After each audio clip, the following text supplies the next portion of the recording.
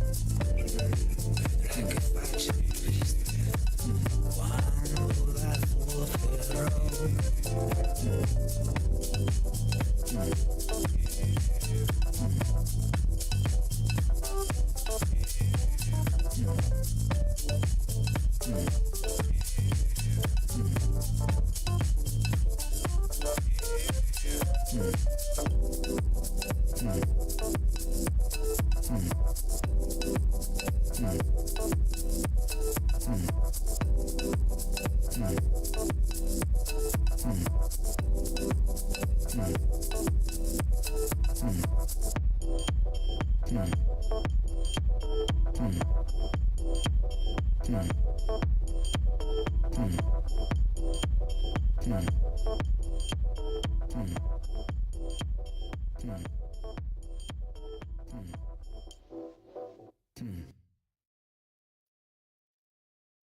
right.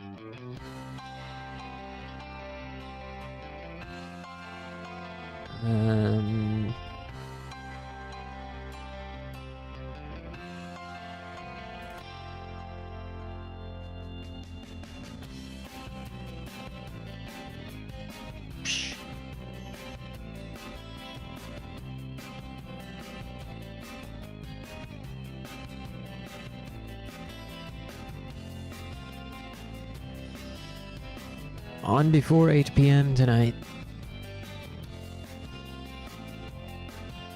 Not bad.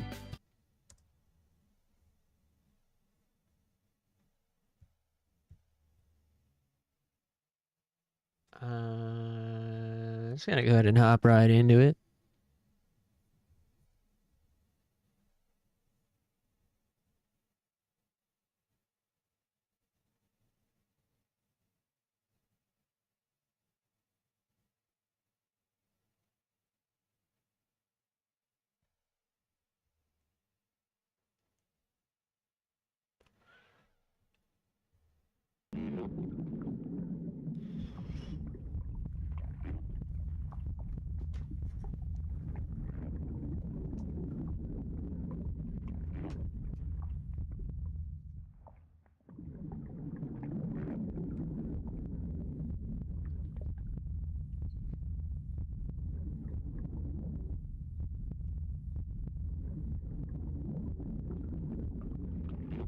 Had so much fun playing this last night. I figured, why not give it another try?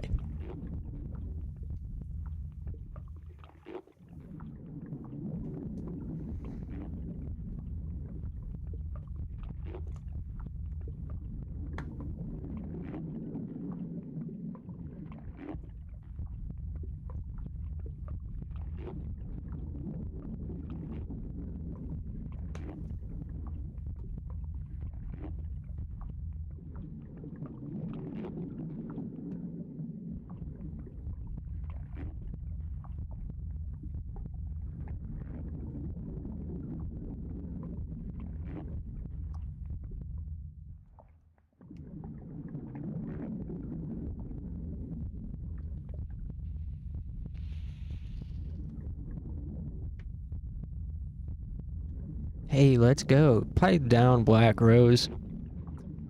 I'm meditating. I.e. getting my jewel ready.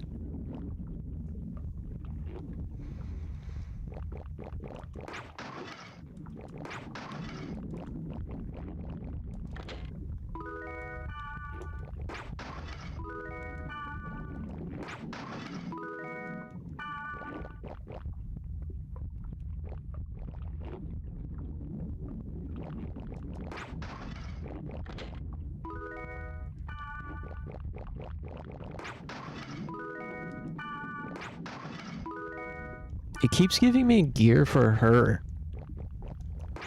Like, how come Kite can't have some equipment?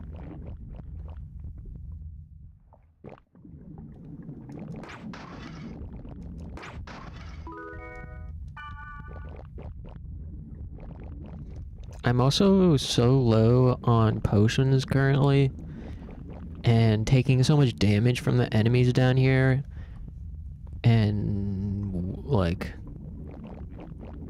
I'm considering just running to the treasure room as much as I can instead of 100%ing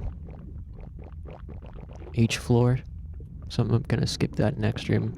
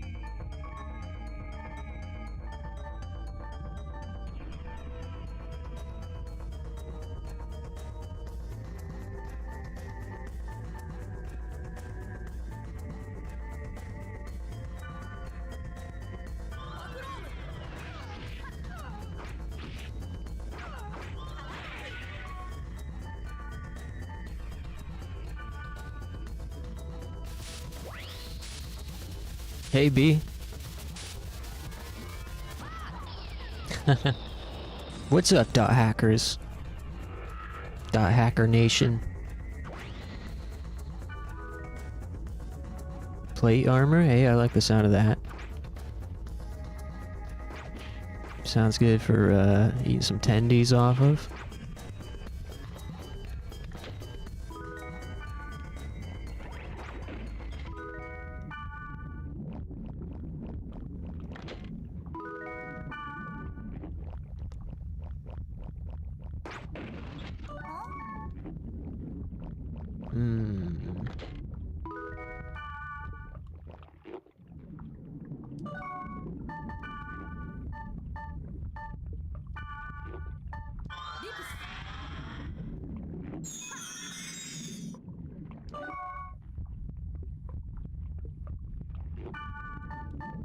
Next time we log out, I need to brush up on the elemental flowchart. Because I don't remember which symbol is what and what's weak to what exactly. Oh, also the treasure room is right up ahead. Man.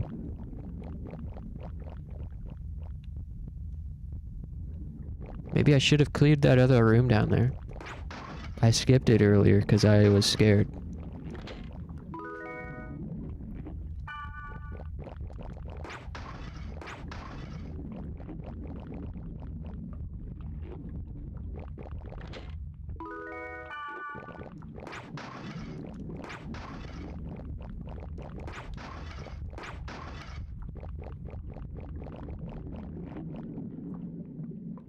Alright.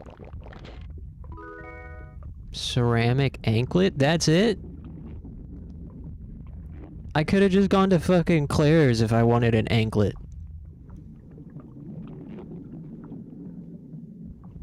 Why didn't you just tell me to go to Forever 21?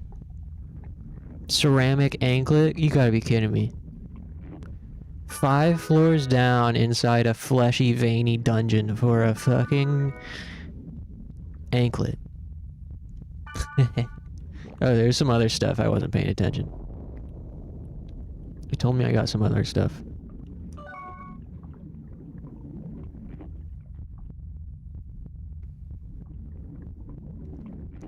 I still regret getting my first pair of piercings at Claire's. Screw you, Claire's. Hey, Moldy. Yeah, that is pretty strange now that I think about it. You can just like go to the mall and someone can give you a flesh wound through your skin entirely and then put like a metal thing in it.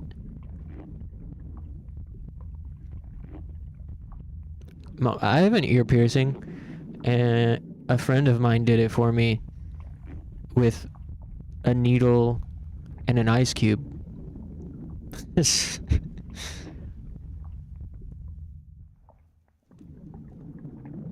She made the hole a little bit crooked, I have to be honest, but it's all good. Works.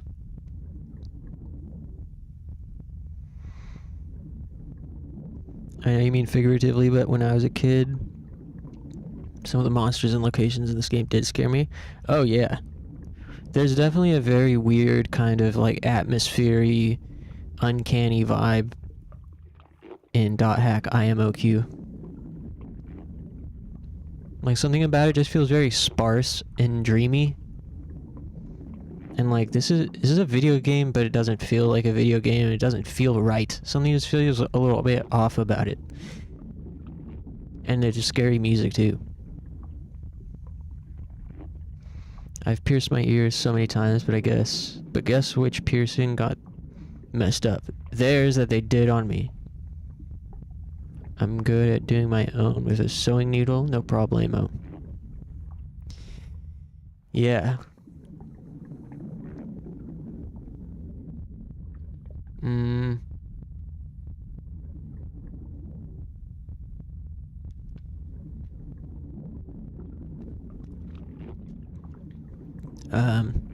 You know what's really weird is those like subdermal piercings, or like piercings that are just in the skin. Like just on top of the skin.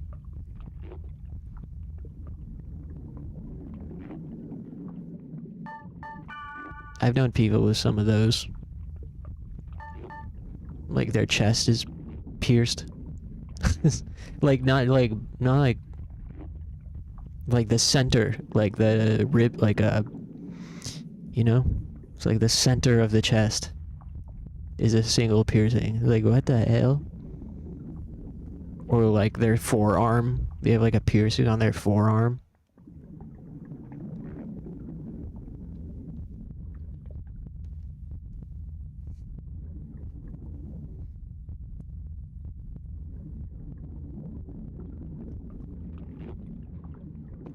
Yeah.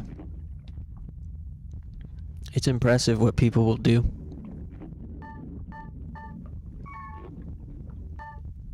I like getting tattooed, but I don't really like tattoos. I don't really like tattoo culture, per se. And I'm not a big fan of like traditional style tattoos. But I love the feeling of getting tattooed, and I like coming up with, I have a bunch of tattoos on my arms, mainly. And for the most part, they're all stuff that like I came up with myself, or like pitched the idea to a friend who drew it for me, or like something like that.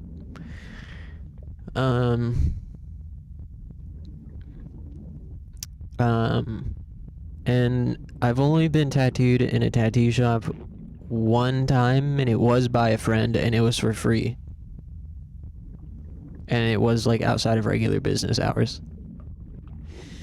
Otherwise, all the tattoos I've gotten are like hand poke or just at a friend's house or in a freaking kitchen somewhere.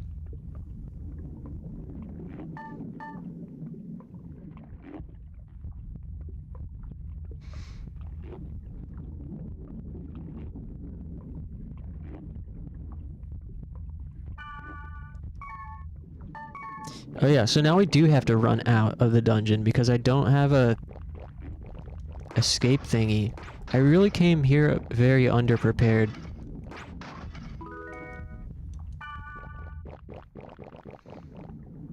However, we do have some speed charms.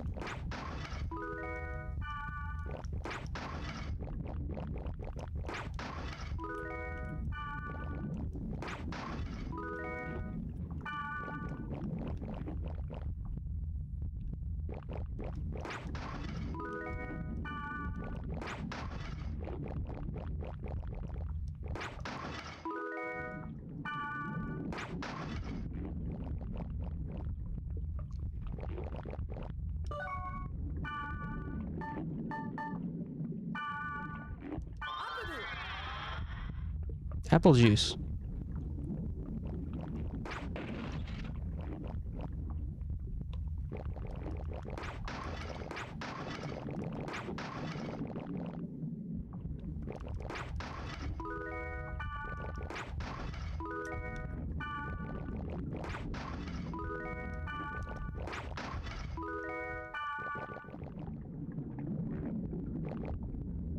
Alright, might as well clear out this room since we're here.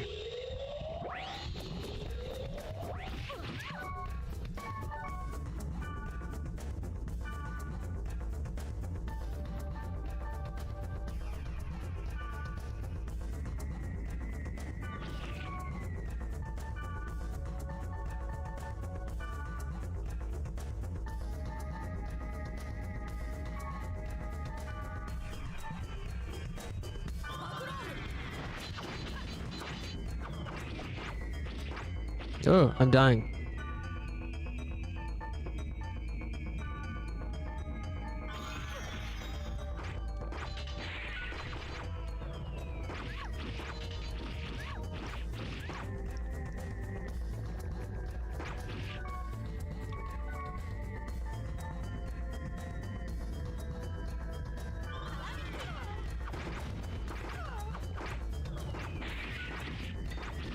Oh, I'm dying.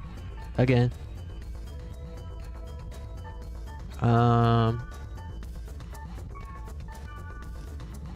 It's been a long time since I've, like... It's been a long time since I've played this game. I mean, I know I played it yesterday, but...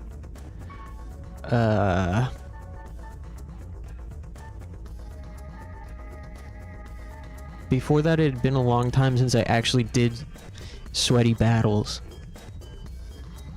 And the game's actually not that easy, I would say. Well, I mean, it can be. You can make it easy. But there's a learning curve, and I've forgotten everything. From when I was going hard in it, like, multiple years ago at this point.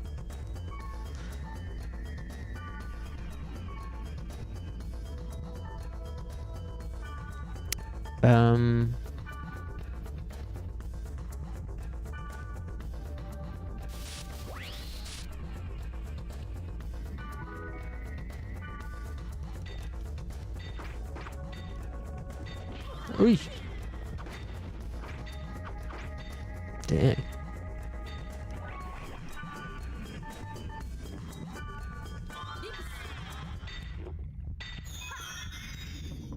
What's sort of tripping me up is forgetting how much micromanaging goes into battles. And also just a simple design thing, which is square is the party menu, where you command your party members, and triangle is your personal menu, where you command yourself. But they look the same, essentially, aside from the fact this one says personal. So it takes a little bit of, like, muscle memory just to remember square is how I command my people, and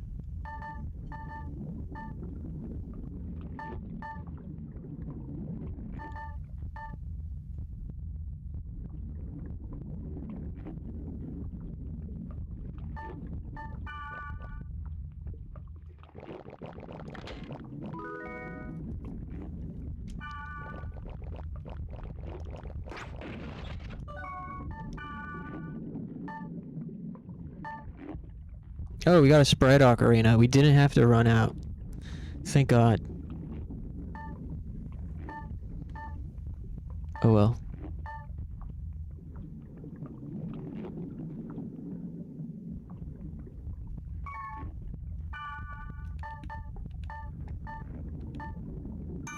Oh, wrong button.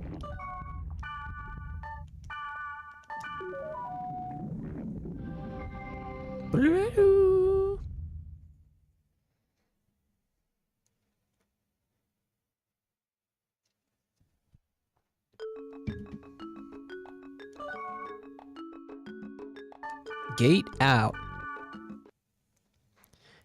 What's messed up is this was an optional dungeon. That wasn't even to advance the plot or anything. That was just like some grinding.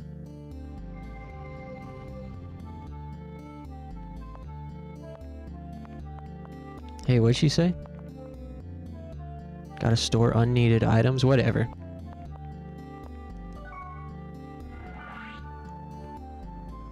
Yeah, so we just went there for some grinding.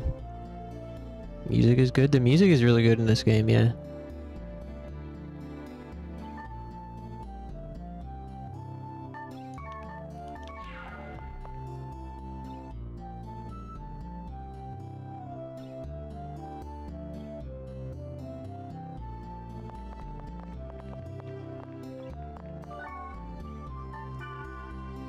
This is all new to me.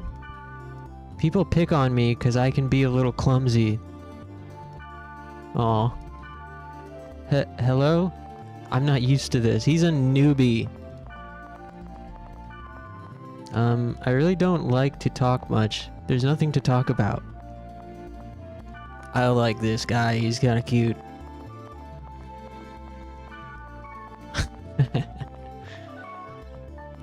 Hinata, how are you doing? I'm good. I'm fine. How are you? I just started this game and I'm finally getting the hang of it. I hope I make 100 friends. There's so many fights going on within my group. I wish we could all get along. I turned my back for a sec to chat and my mailbox is full. Hold on. Let me sort everything out. Hinata kind of jumped into the deep end, adding 100 friends, and now everyone's fighting each other and she's got too many people messaging her. I mean, that's what happens. I love the NPCs.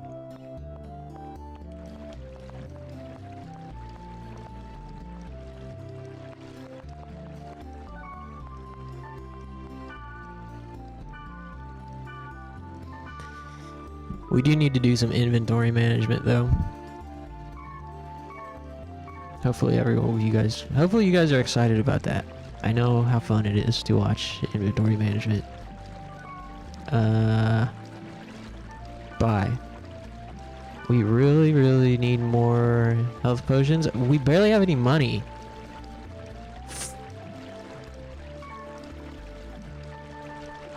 Okay, fortune wire. Give me 10.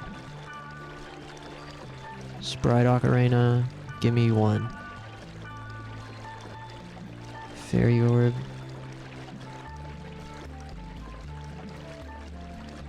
These blood items are really powerful.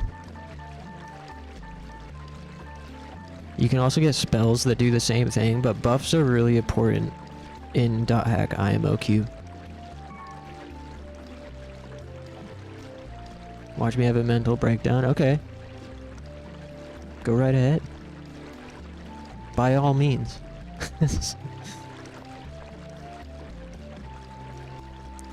I love RE4, so I am indeed an inventory management enjoyer. Yeah, I feel that. RE4's inventory screen is so satisfying.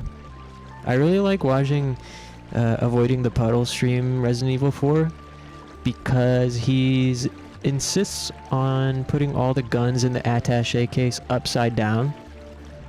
And people will come into his chat who have never been there before and will be like, hey, why are your guns upside down? And he's like, don't you know it gives you like a attack buff? If you put the guns upside down, you get a damage buff. And they're like, no, you don't. And he's like, yeah, you do. And it makes people so mad because he plays it so straight that they think he's being serious. I will get attached to a random object. Oh, I understand now. Well, thankfully, you can't actually like see the gear. Maybe that will help you get less attached.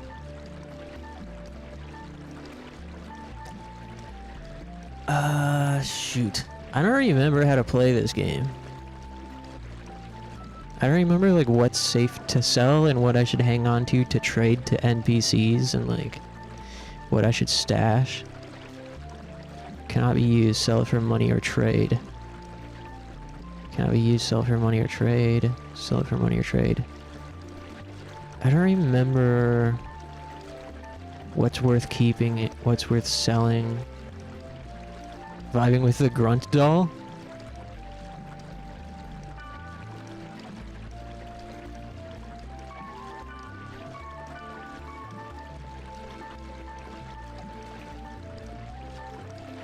Man. I don't really give a crap about poison right now. But, shh. Okay, I think first things first. Just give me some health potions. Give me 6 of them. Antidote, I got decent amount of. Restorative, don't need that many of those. I have 7 resurrects.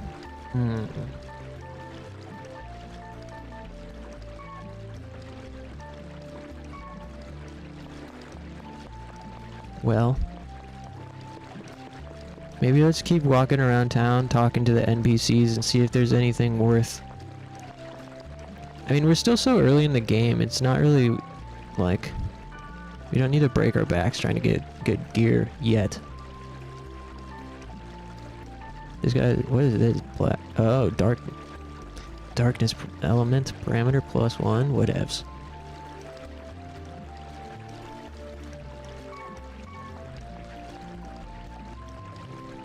Hey, there's our friend Black Rose. She's over there doing something.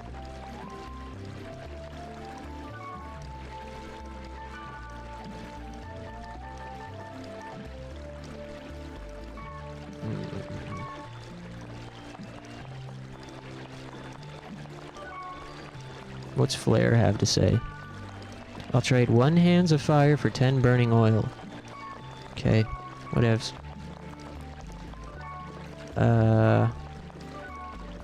Hirami. Hirami says Hirami talks in the third person.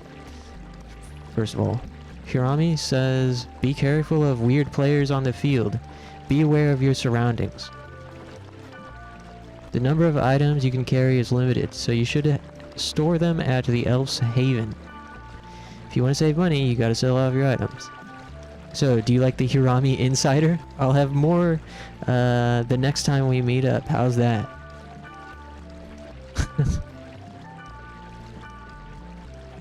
Beast Blood. Fuse Blades.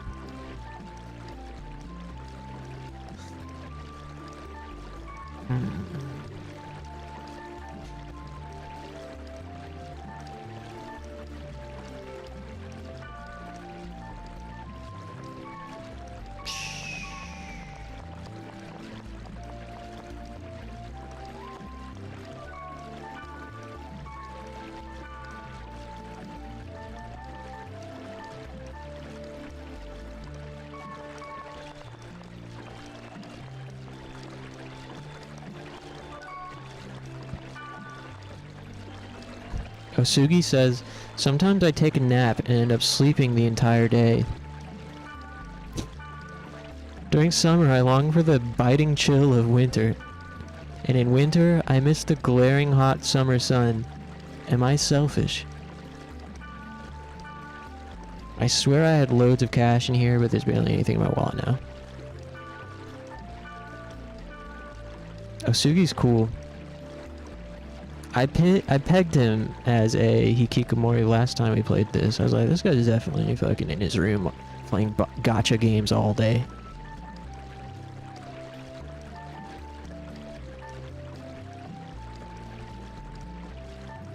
Spark blades. This would be nice to have, I guess.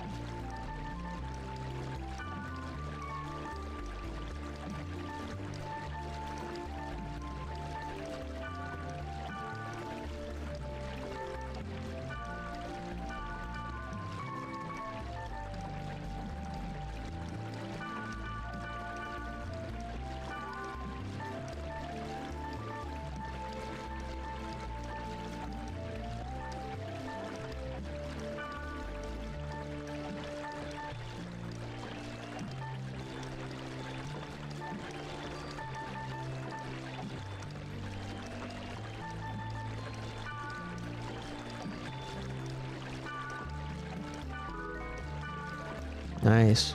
We just traded with a fake player character.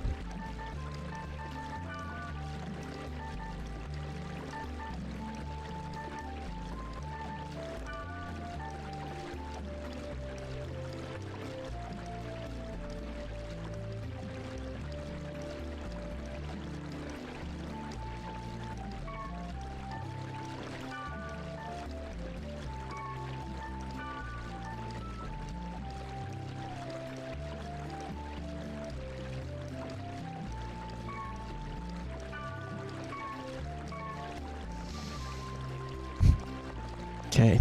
I'm not gonna bother, I guess, with doing too much more inventory management. Because I just don't, like, remember what's good and what's no good and what to sell and what to keep. Oh, yeah. I just got that new anklet, huh?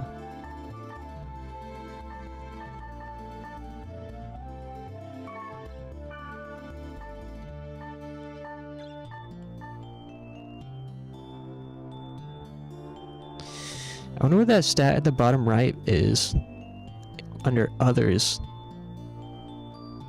It's got a little, looks like a little glowing guy.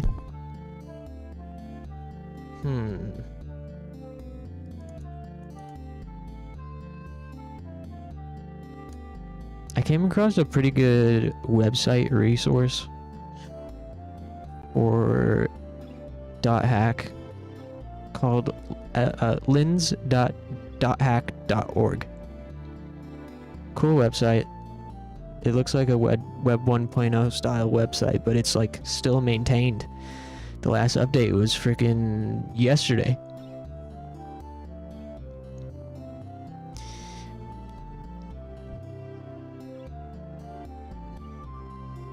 Wow. Lynn's Home, copyright the year 2000 to 2025. Current update streak is 2,452 days in a row. Yeah, I'm gonna put this on screen. It's worth being able to see.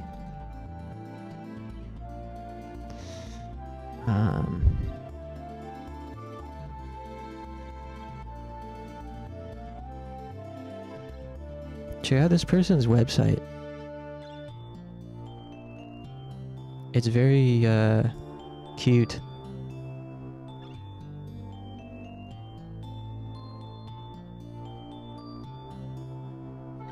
Shout out to lindz.hack.org.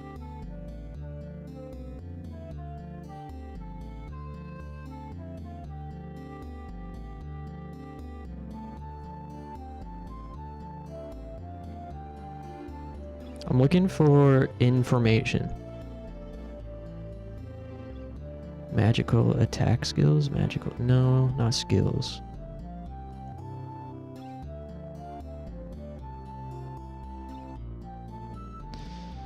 I was looking for frickin' trading list, scrolls, screenshots, rare armor, physical skills, NPC script, monsters, magical skills, armor.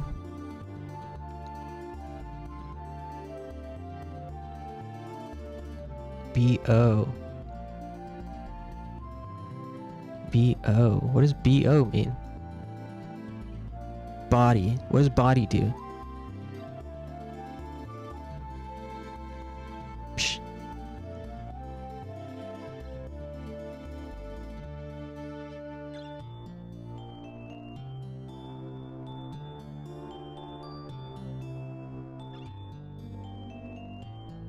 Okay.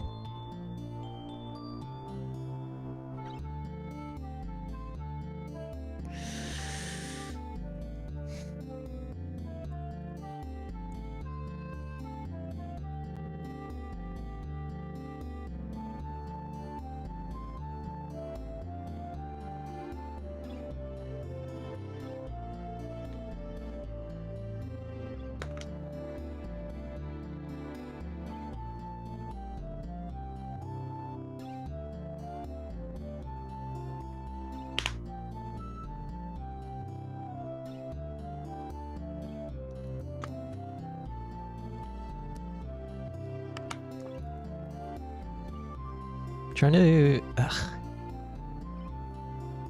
This is one of those reasons why I typically have avoided RPGs for stream. Because part of the fun of RPGs for me is Googling and researching and figuring out what stats do and optimizing and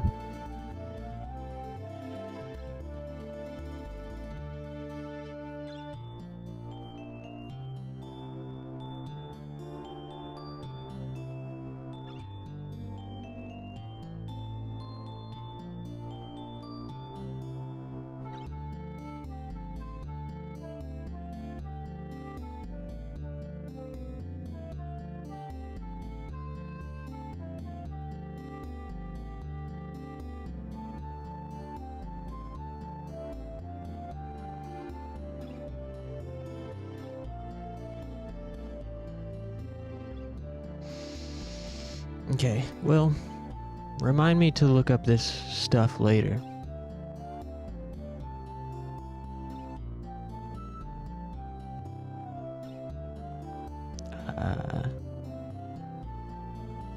Later. I need to figure out... I need to just look up some tips for, like, what items to keep versus sell versus trade. And what those little icons do. Like, what's body mean?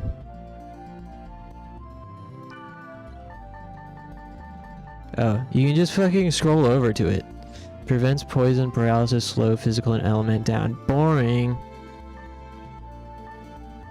Oh, that's a huge bump. We're only 1 point less in all the other stats.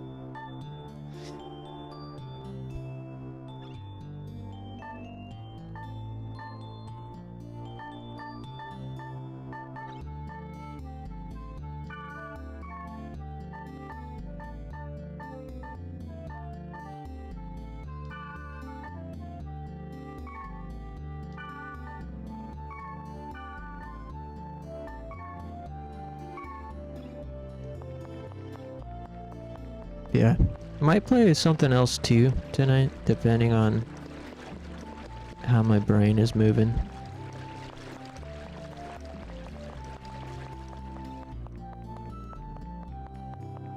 Hope everyone had a good day today. Mine was alright. Went by slow and I was so tired for most of it. But tomorrow's Friday. So that'll be cool. I don't know what's on my agenda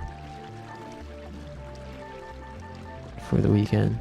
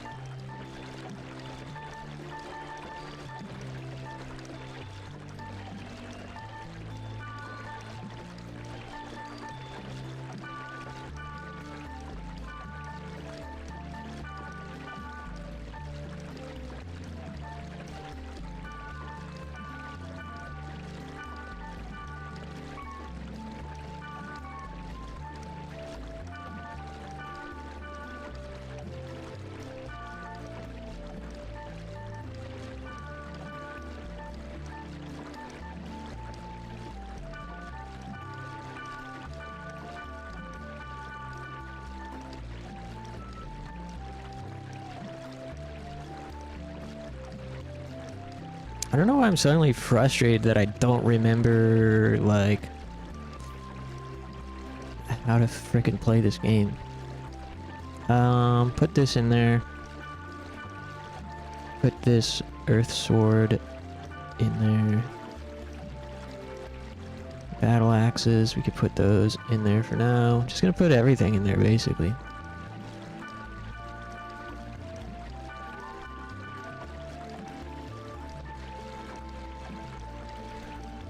I have a feeling I'm actually gonna want more shit with me. I don't know. I also don't know why I'm trying to play so optimal at the moment. I think I'm just having... I think my brain just isn't working very well. I think I'm like... haven't really gotten lubed up yet upstairs. Basically though, I would like to be able to go into the next story dungeon without worrying about my life. So in order to do that, I'm going to sell some of these leather armors. Who gives a crap? Plate armor, keep that, give that to Black Rose. Leather gloves, throw that in the storage. Safety shoes.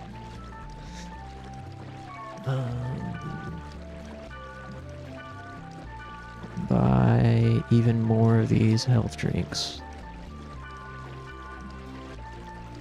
And that should be good. Okay. And now... Hey, Black Rose. Hey.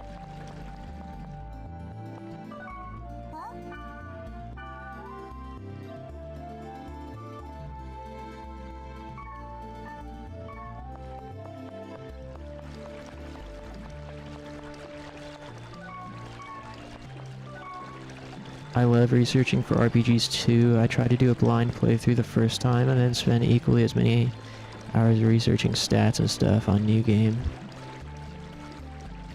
I would have several tabs open on my second one. Yeah, it's the best.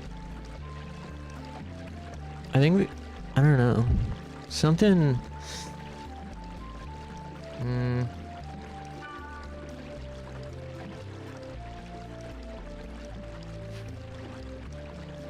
Like, I've always found walkthroughs and strategy guides to be really fun. I always would collect strategy guides as a kid, even for non-RPGs. I would either, you know, buy the Brady Games Prima strategy guides, or would print out my own off of GameFAQs. I would, like, make my own, I mean, by printing out GameFAQs walkthroughs. Put this leather armor in there. Put the brigandines in there. Keep the plate armor because we're going to give that to Black Rose.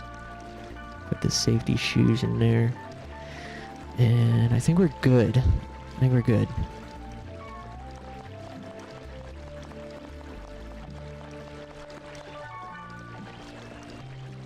Crest says, this is my first online game, so I don't quite get it yet. I'm a bio major, so I'm basically computer illiterate. This is something that's been on my mind for a while. Why are there only 5 grades from A to F? After speaking with you, I yearn to do some research. That is all that is on my mind right now. I shall speak with you later. This guy likes researching too.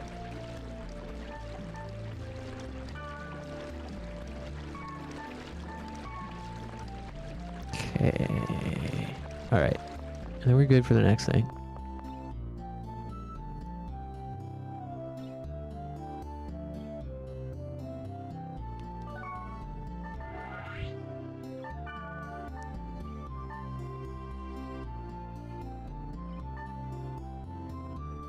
This is a protected area. I don't think we can actually go there yet.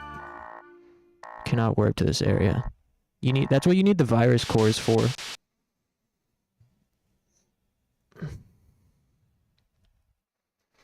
See, this happens in some areas and you have to hack them. And you get virus cores by data draining enemies. There are all these different types of virus cores. We need another one, it looks like. Looks like, yeah, we need 2 M's and we only have 1, so we can't go to this place yet. But yeah, some people feel like walkthroughs... I don't know. Some people feel like walkthroughs... I don't know what I'm trying to say. My mind just isn't on yet, so I'm not even gonna try to say too much. Gotta go for a bit. Alright, Moldy. Thanks for hanging. See you later. Good luck out there. Battle level 3. Uh-oh. I'm scared. I don't know what level we're at.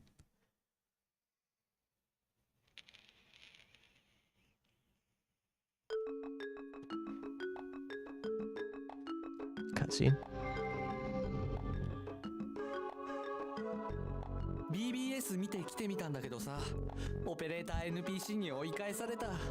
I came after I gotta switch it back to English, I think, for stream.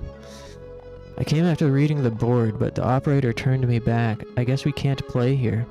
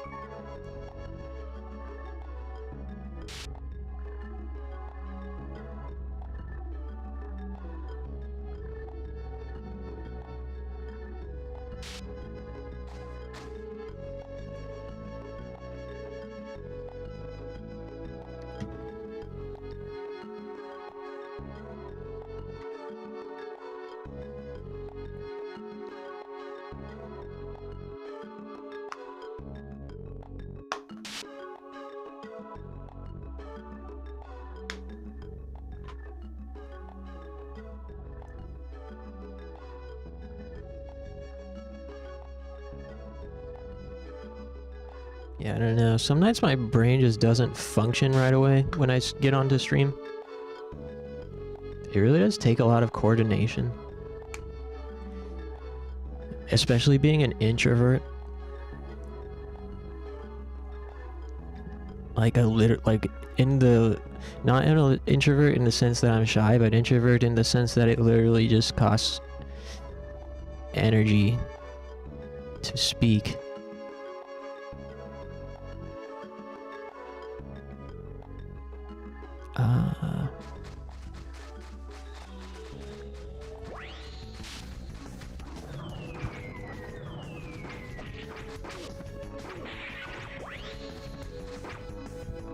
Wow, we're doing a shit ton of damage though now. We're one-shotting all of those guys. Oh, we're level 5. That's why.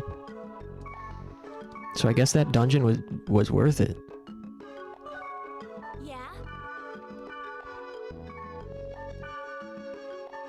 I'm gonna gift her this plate armor.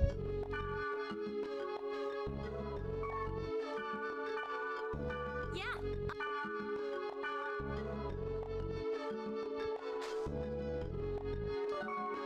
I'm also gonna need to use the bathroom soon. Fortune wire.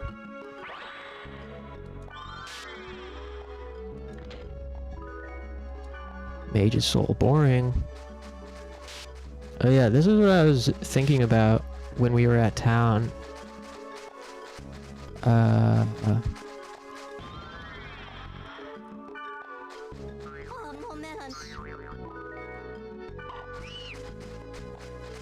These little blue fountain thingies. These little blue goopy guys. I don't remember what the strategy is for this. You're supposed to like This spring has a strange feel. Maybe I should throw in a weapon or a piece of armor. you throw in gear and it gives you gear back.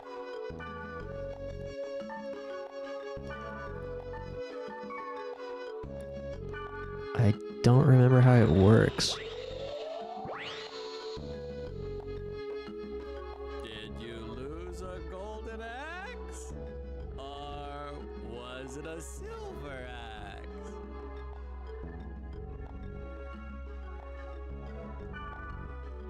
What? Neither one? Let's see. Then is it this? Till next time, goodbye.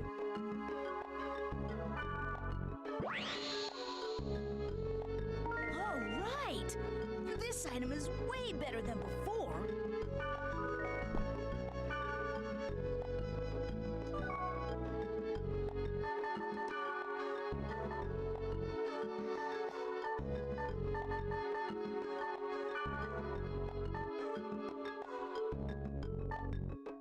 Whoa, it has added effects death. Sweet.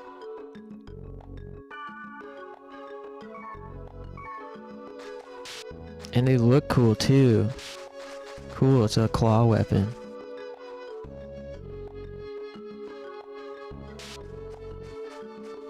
That was worth it.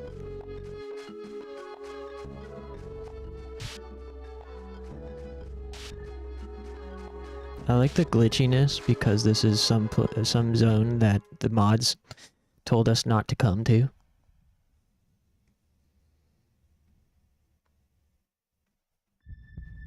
There's an admin right there. Thank you for playing the world. This area is currently unstable and not functioning properly due to corrupted data configurations. Please return to the field immediately and gate out to the town. No, if I give up now, I'll never be able to help him. I must continue on. We're not gonna be forced out. Please return to. He's not gonna stop us? Yeah, no.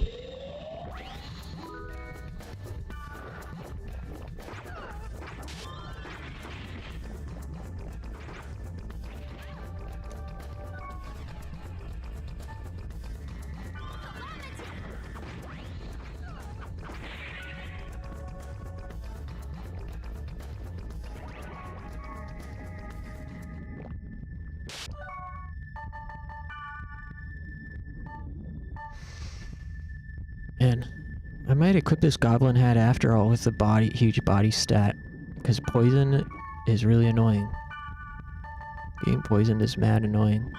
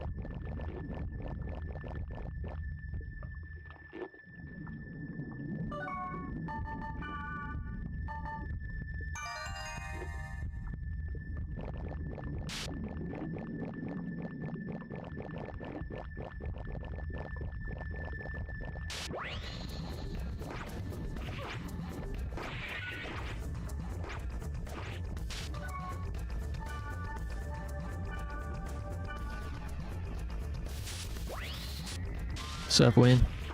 Yeah, me too. I just hacked too much and now I'm confused.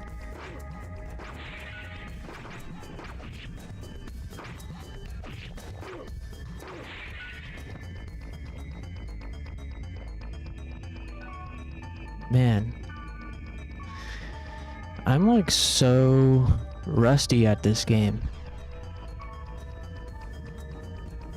It's like I've lost, I mean, man, not only am I really rusty at the game and have lost all of the knowledge that I once had, I've also lost all of my brain function in general tonight, currently.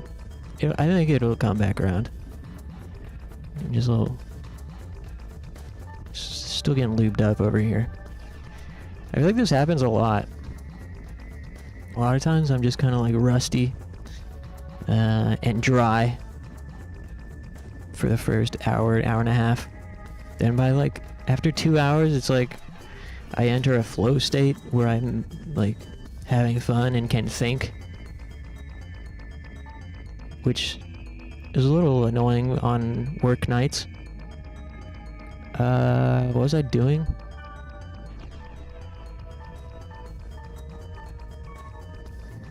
Oh.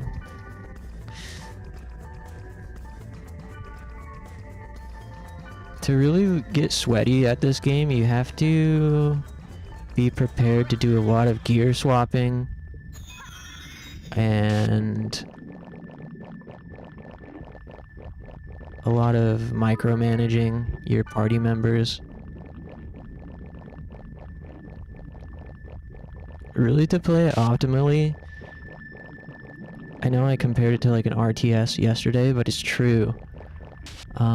The most optimal way, because Kite's kind of like a weakling in terms of tanking damage, and the party members, the AI is really stupid. So the kind of optimal way to play, at least through infection, is to have Kite kind of hang back, stay out of harm's way, and micromanage your party members' every action just about. Like going in, opening this menu, making them do a skill, waiting for the skill to end, opening the menu again, doing a skill, and in between you might need to open your own menu, do a magic skill for Kite, or throw out an item. Consumables are really strong in IMOQ.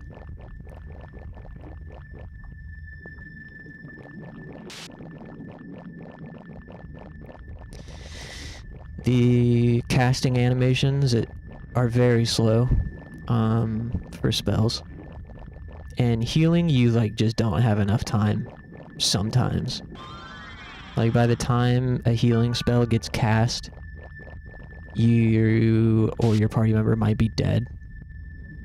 So items are just way more optimal for healing. Which in most games I kind of don't like that. I don't love you having to like, you know, I don't love when consumables are really OP.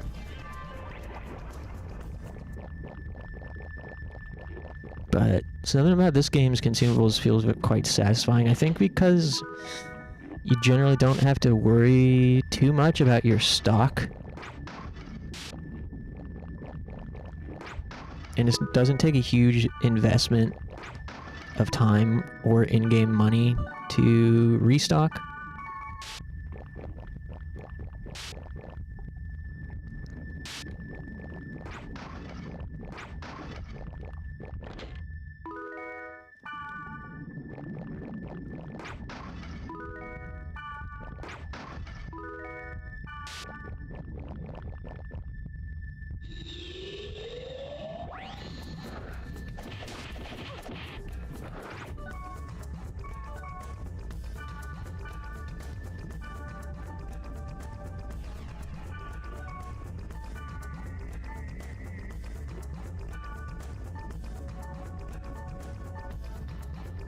I also wish I could remember the elemental flowchart.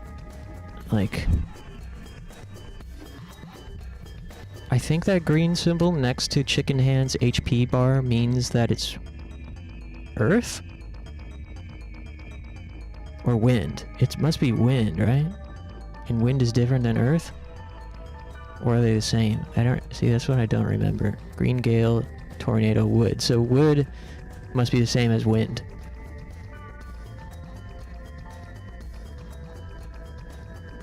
Use calamity... Oh, I already said that. What?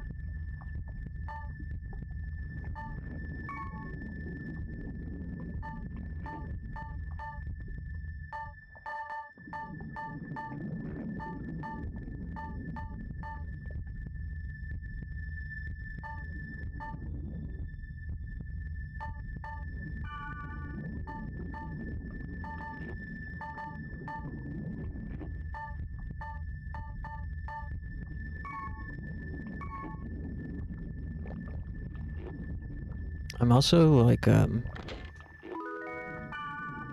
haven't reacclimated to the screen feeling so cluttered. I feel like the screen feels a bit cluttered between the icons being so large and I don't know. I'm having like trouble seeing. Dude, like I feel like a fucking mess tonight. Just a little bit.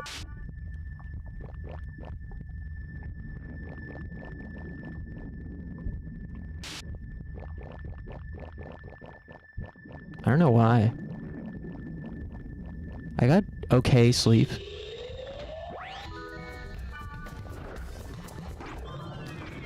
Get rid of this guy immediately. He poisoned me before I could get rid of him.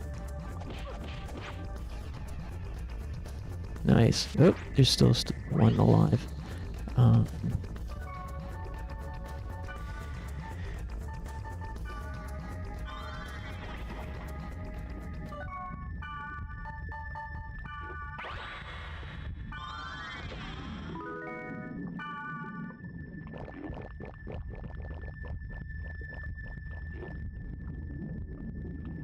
gonna use the... I need to use the restroom. Just saying. The cluttered UI is somewhat nostalgic and emblematic of old school RPGs to me. Yeah, I like it. But it does take some getting used to.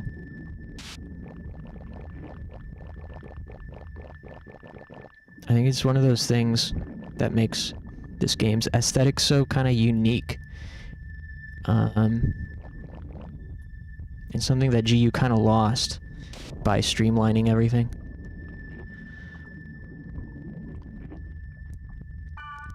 Ew, who's this guy?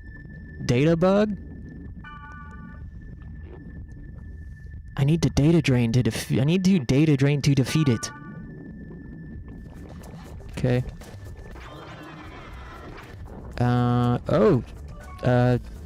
She just got one-shotted. Whoops. She says, I'm dead! Exclamation point, exclamation point. Kite, revive me. That doesn't seem good that she got one-shotted.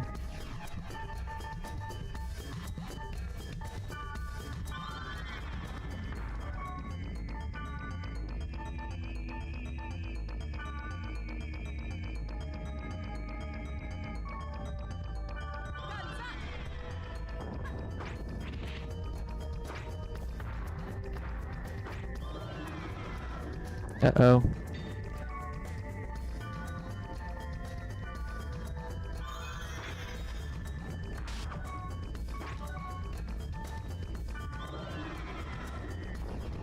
Oh my god. I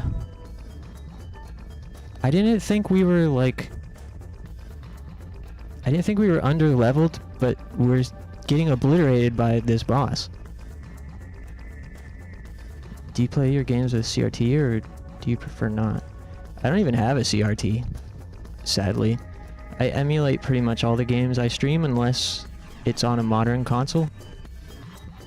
Or something that I can't emulate.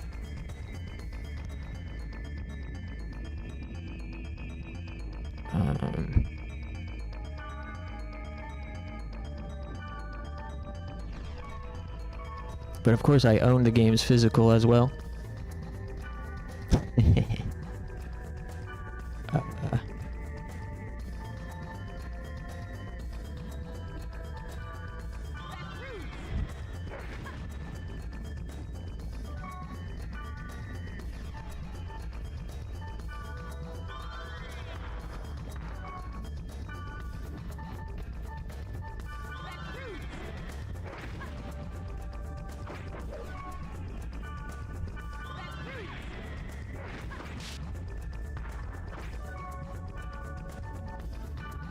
Oops.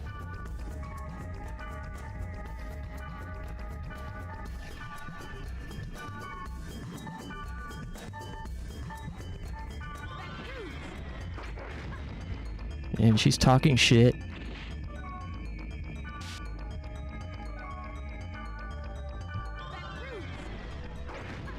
Oh, there we go. Data drain. Hey, Clover. All of internet tomorrow. I missed y'all. Yeah, we've been missing you too, man. It ain't the same without you, buddy. Hope everything's going great. Data drain out of control. Mummin Lay is out of is cast. Man, data drain keeps screwing us over. I think it's because we're still low level.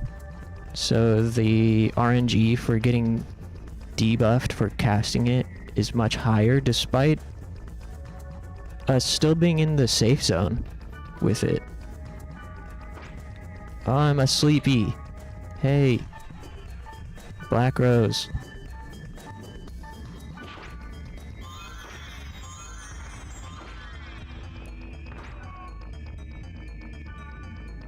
See, our portrait there is blue. Assuming my emulator isn't lying to me and bugging out the bug, blue should mean that we're less than 49% risk of being debuffed. We should be like 25 to 49% or something like that.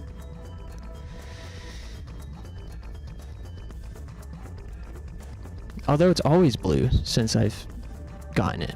So I don't know. Dark Souls taught me to run immediately.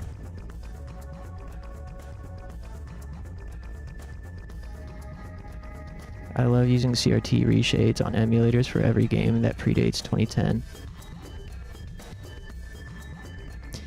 Yeah.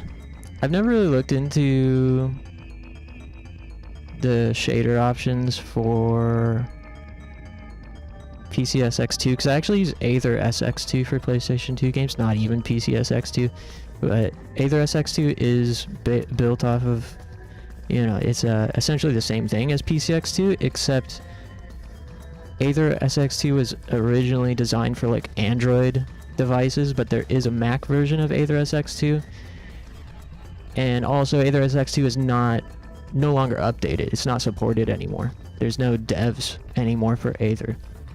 However, PCX2 does not work very well for Mac, but Aether SX2 does work quite well.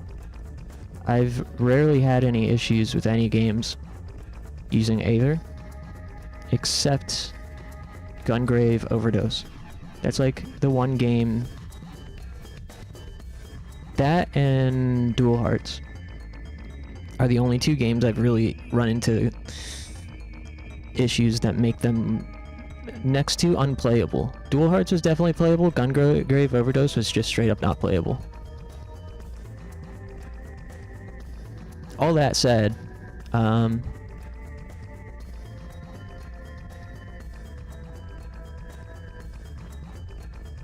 don't even know.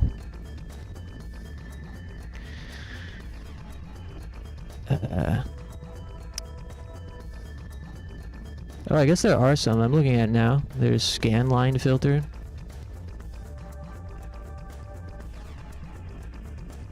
We'll have to look at these when we're out of battle. It doesn't really do us much good looking at a menu as reference. Yeah, I think like CRT shaders while emulating can look cool. It can look a little weird.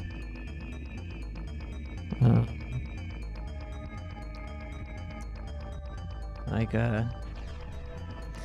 some games like Panzer Dragoon Saga definitely looked better with a CRT filter. For the most part, it looked better. Other games less so. But then other games just straight up look better on a real CRT, as they should, considering all these games from that era were designed on CRT monitors. Never met a MacBook emulator before? Yeah, I'm a MacBook user. Go ahead, gamers, do your worst. I'd like to see you try flaming me as you game on your fucking piece of office equipment with broken ports every other game. me just getting like preemptively defensive. I love my MacBook. I didn't, of course, I didn't buy a MacBook to game.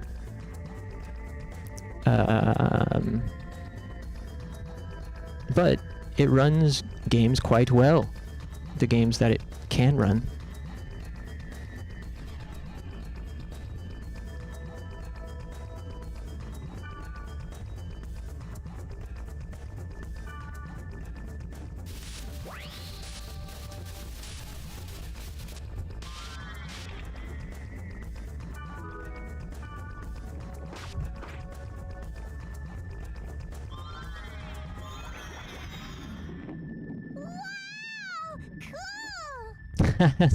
Wow, cool. Smiley face.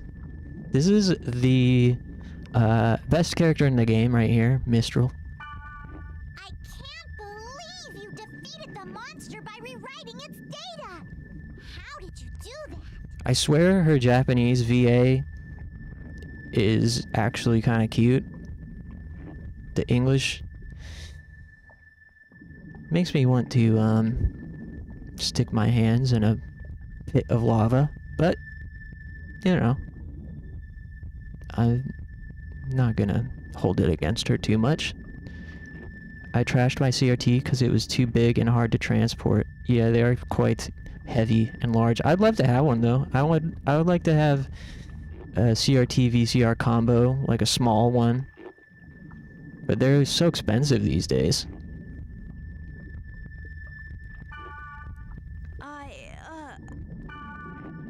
Oh!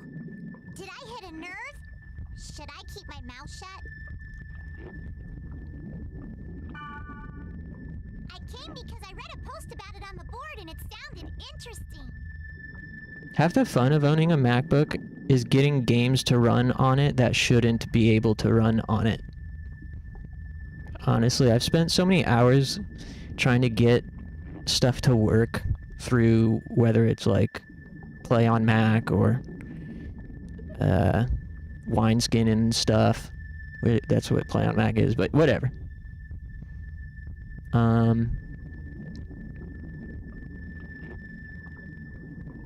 Yeah, there's something fun about that. I've owned a MacBook before, but I don't have enough brain cells to understand it. I love my iPhone and Apple Watch, though. Huh. That's funny. Cause you think do you use PC? Do you game on do you mostly game on console, or do you own a PC too, or? Cause I thought I would assume people get MacBooks because they don't understand computers.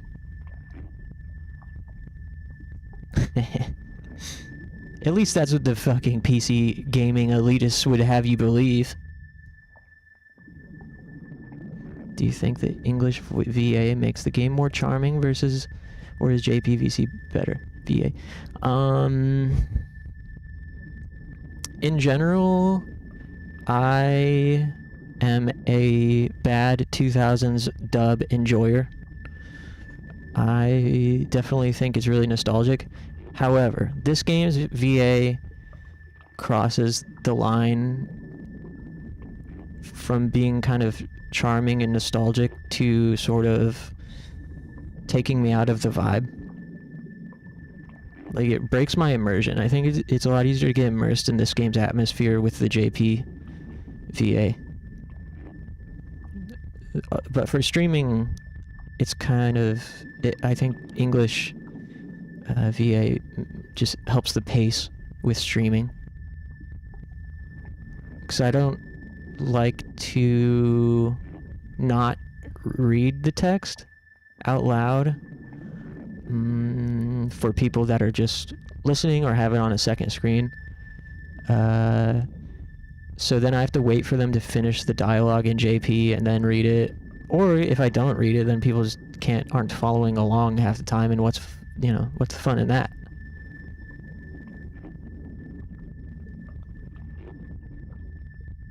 But yeah, I mean, the campy English dub there's something to appreciate there too in this game. I really appreciate though that you can switch it at any time. You can change the voice acting to English or Japanese anytime without having to quit the game. I'll never stand Linux users. Go ahead, steal my data. I don't want to spend 4 hours creating a folder. Yeah, Linux, I have no idea. Don't even... I wouldn't even try. I'm not like normal people. I game on consoles and PC because I'm a nerd. I have Steam Deck and I've been learning Linux because of it. And yet I can't grasp Macs.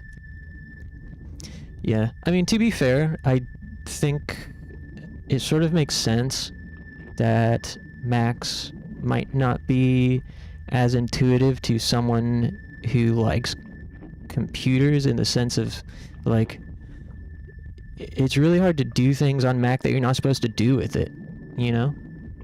You can't be as imaginative on a Mac as you could be with a PC or Linux system. Like, Mac really makes it difficult to, like, do things that it doesn't want you to do.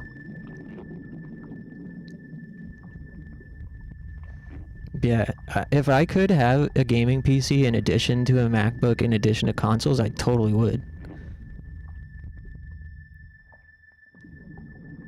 I came because I read a post about it on the board and it sounded interesting. But this place looks so weird. Even if the data is corrupted, it's too weird. I love that they do emoticons. Well, anyway, it seems strange things have been happening everywhere in the world. Ever since the server failure, it's all going downhill. There's something going on. I'd love to have a Steam Deck too. If you play console games on PC, would you be a PC gamer? Yeah. Yeah, definitely. Yeah, if you're playing video games on PC as your main platform, even if it's like ports to PC, then yeah, you'd be a PC gamer. What? Oh, damn it! Like, I consider myself a console gamer, despite mostly playing games these days on MacBook for streaming purposes. But if it weren't for streaming, you know, I'd mainly play games on consoles.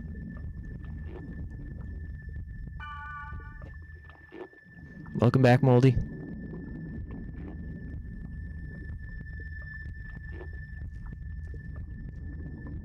I burned dinner.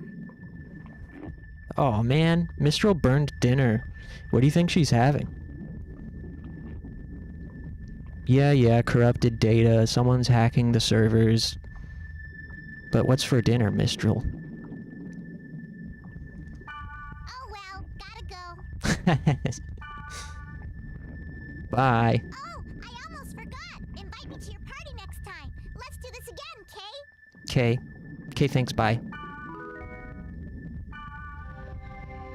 I gotta stand up.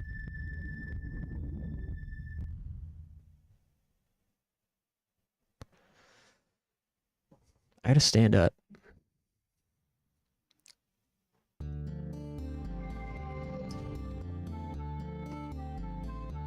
He have fair eyes. Oh, this motherfucker. Huh? I trust your eyes. I have a favor to ask. Look at that guy's hairdo. A player I know is being harassed by a wicked monster in Delta Indiscreet Gluttonous Pilgrimage. Is the lore... In the lore, isn't Mistral, like, in her 30s? I don't know, but that'd be very funny if that's true. I will vanquish the wicked monster, and I want you to bear witness. You will do that for me. Well, I guess so. You will? I knew you would say that. Oh, good. I will be waiting for you at Delta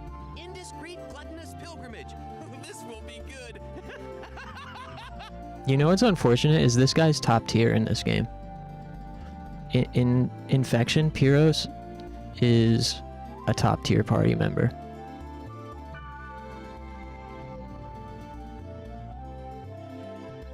You could use him the entire game if you wanted. Sweet.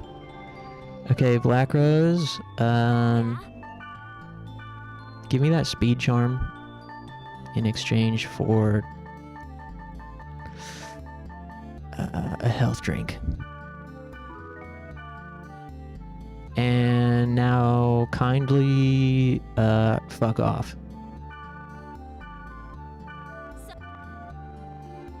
And then we're going to log out to the desktop.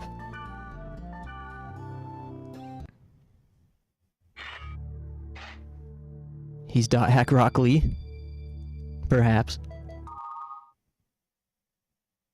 I was surprised to find Rock Lee doesn't get very much screen time in Naruto outside of, like, the beginning. Is that true? Outside of the... what's it called? When the arc where he's first introduced. And they're doing, like, the ninja training or tournament or some crap. I always thought Rock Lee was a fan favorite who sticks around throughout the franchise. I don't know very much about Naruto, except for watching a few seasons over the shoulder of an ex. Which did also teach me that some of those Naruto fight scenes are so sick. It's hilarious. It seems like for Naruto, the devs blew all of the animation budget on basically one fight scene per saga, story arc. It's like each season of Naruto gets like 2 big animation scenes, and then the rest of the story arc is like just kind of like bad animation wise. That was my impression. But when they really put their minds to it and blow all their budget on that particular fight scene, the animation is fucking wild.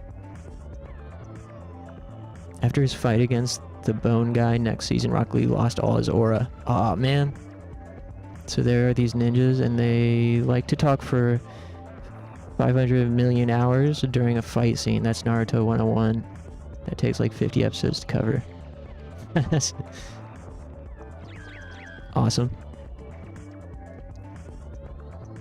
We got new mail. What does Black Rose have to say? What do you do?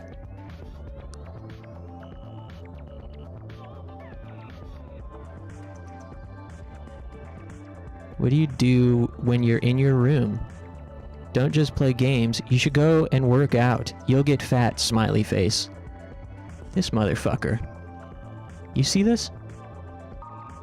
How about you? Well, sometimes. I can't remember if this matters. I can't remember if your reply matters. Part of me believes that as long as you reply, that's the important part, and the way you reply doesn't matter as much.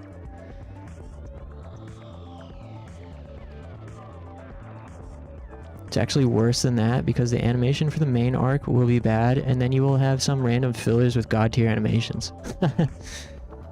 Cheap viewers? Nah. I'm only interested in priceless viewers, which I already have. Banned? Hell yeah.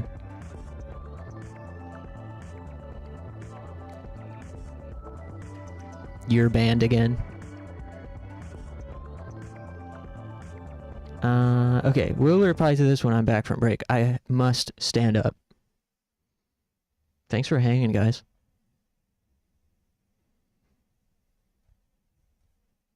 While I'm up, I'm gonna do a quick Google and make sure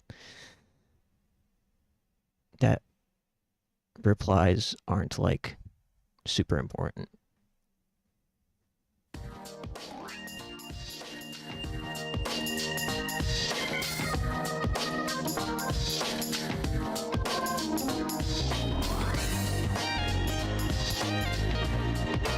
Okay. 5 or 10 minutes and I'll be right back. Thanks, everybody.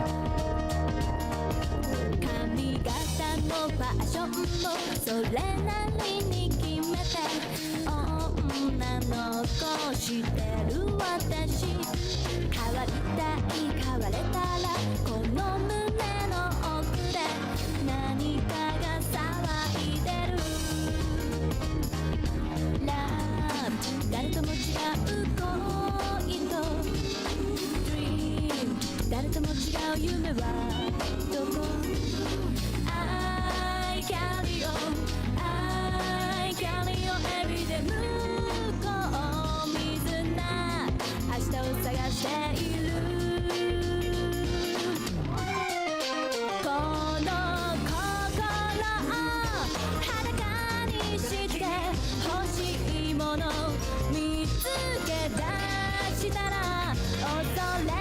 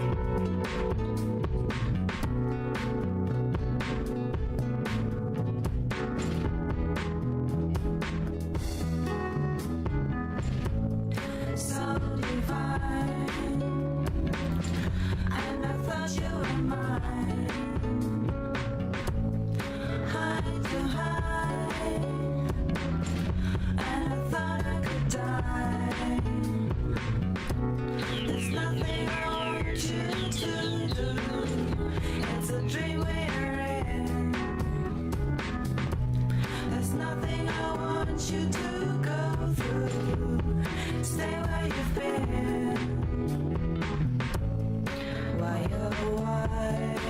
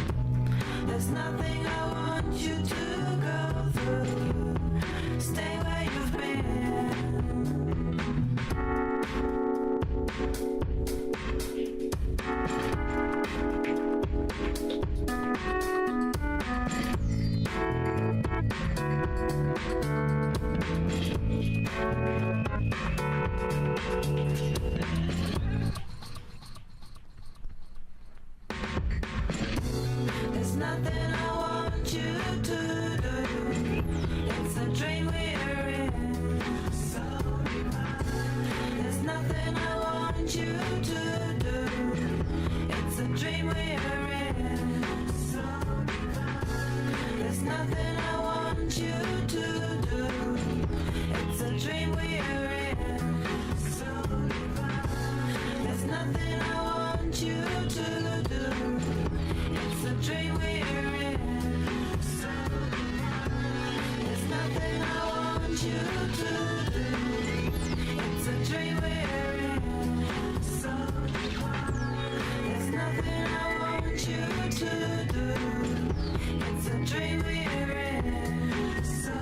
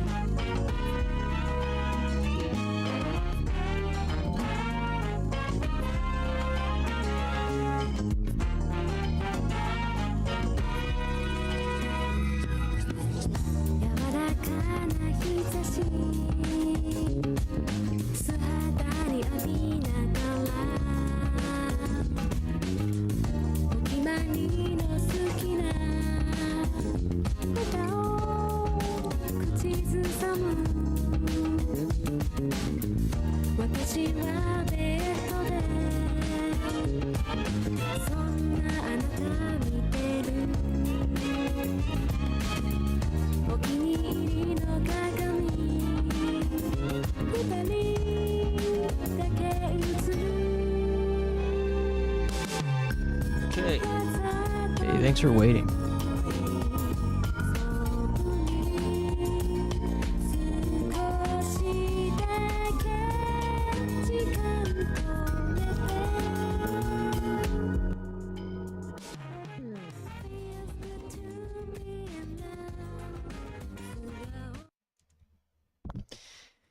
So, turns out that your reply to these email chains is actually crucially important.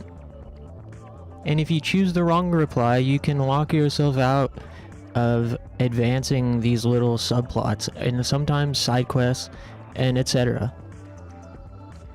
Hey Robert, how's it going, man?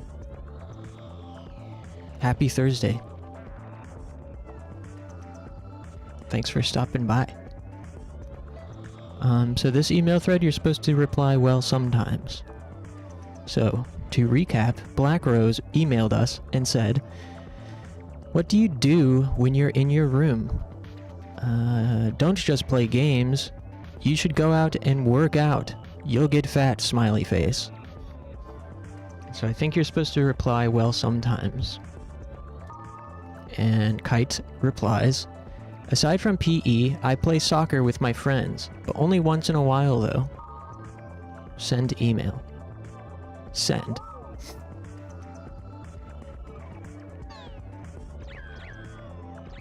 Okay. Now I can go back inside to the video game. Nothing new on the board. I did want to check on play knowledge. No. System. Skill. Defense. Tolerance. Elements. 6 elements. There's an icon on the left.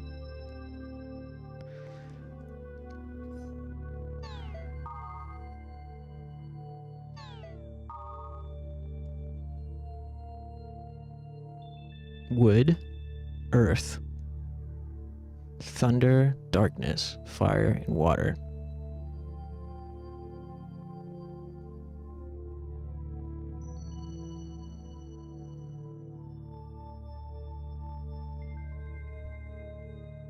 Wood and earth.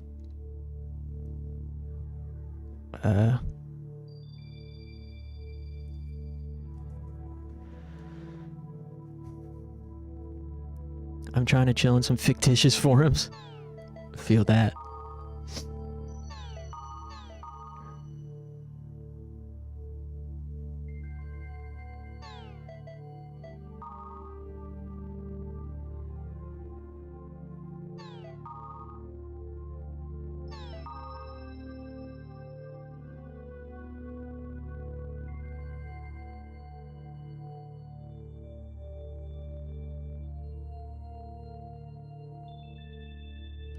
So it's not exactly a flowchart or a wheel in the sense of like Pokemon, if I am understanding this correctly.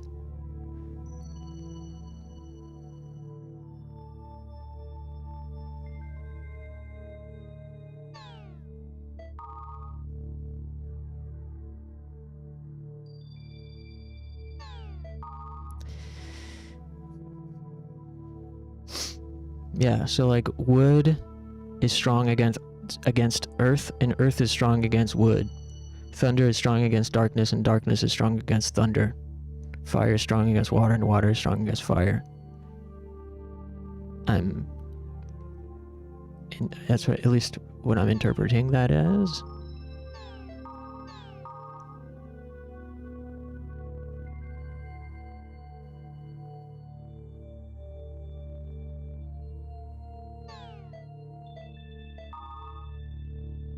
And another interesting thing is you're not gated out of equipment based on level. So even if the equipment says level 16, you can wear it before level 16, I think.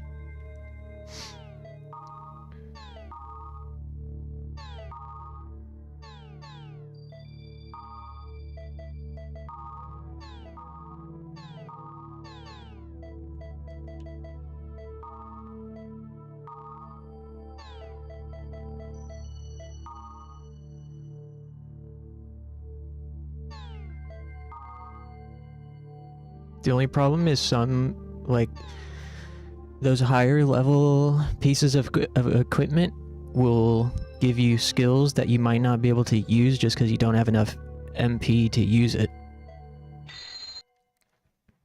So all your available skills are based on the equipment you have equipped.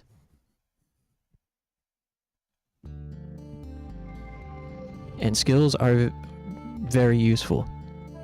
Sometimes skills are more useful than the stats. A new mail, I just logged in. Hey, man. So I was like trying to brush up on some tips by doing some Googling after stream yesterday. And yeah, some people were like, even if a particular weapon has worse stats than another, it might be worth it because it has a better skill.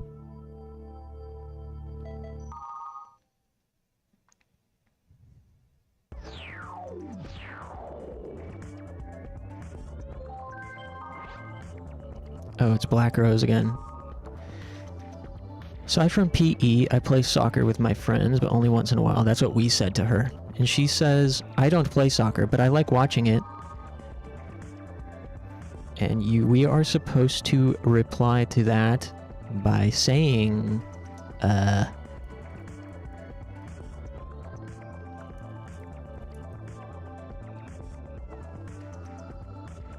me check.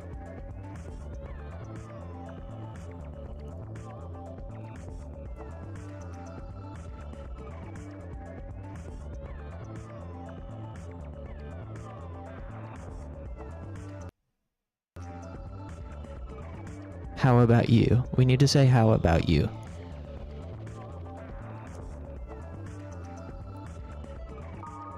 Do you play sports? Send email. I love my friends. I love having friends who say the same thing every time you play the game and aren't real, but they're real to me, damn it.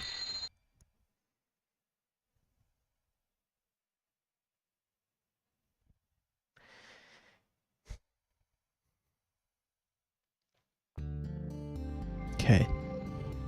And now we gotta do some inventory management again, of course.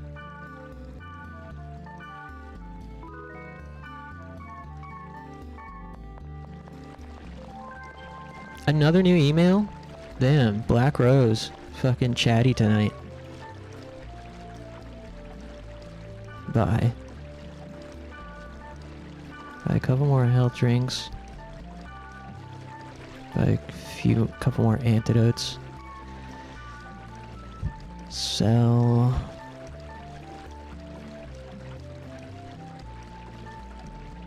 Go ahead and sell these safety shoes. You can sell this Nomad's hood.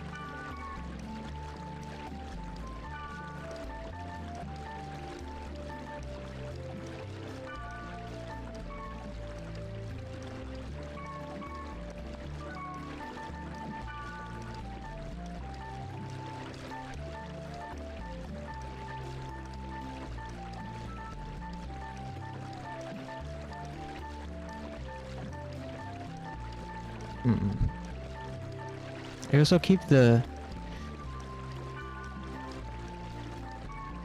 I'll keep the steel cap with us for now. Let's go ahead and store this goblin cap, though. Store the amateur blades.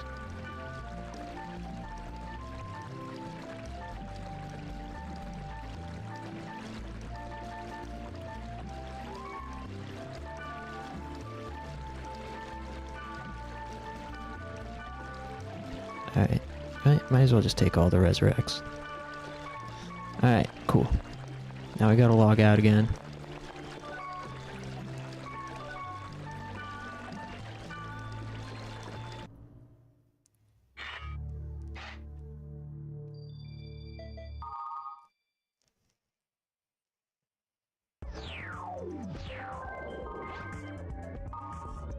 Thanks for asking.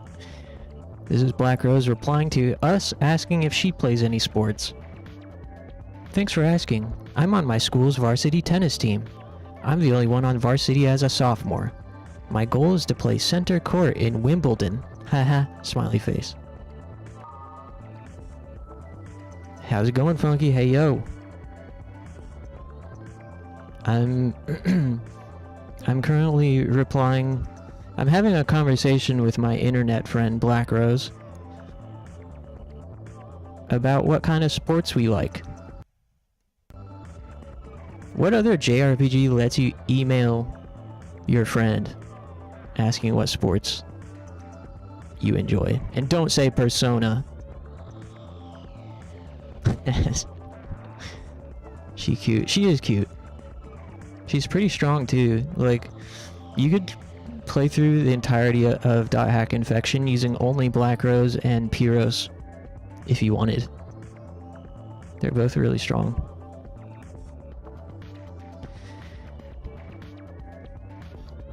So to this we need to say sophomore? sophomore in high school? Send her email. And now watch us log in, and she's gonna fucking... As soon as we log in, we're gonna get a notification. Black Rose sent you a message. At least the load times are pretty,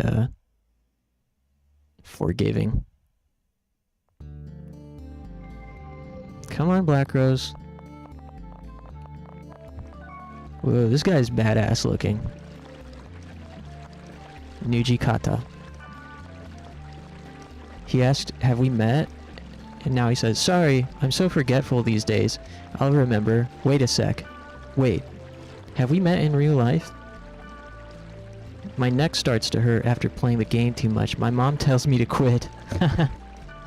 But that just ain't gonna happen. Based. Killing weak enemies doesn't do much to your EXP. Who are you again? Your name's on the tip of my tongue. Oh well, I'll remember next time. Hermit Blood. Lath Blades. Orchid Dance. Ooh, that'd be good to have. So...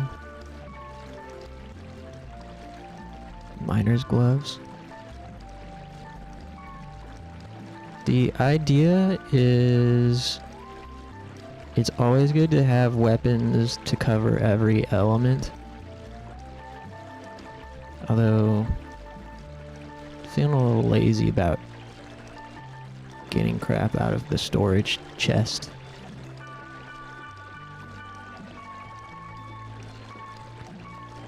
Okay, fine. Withdraw. Give me...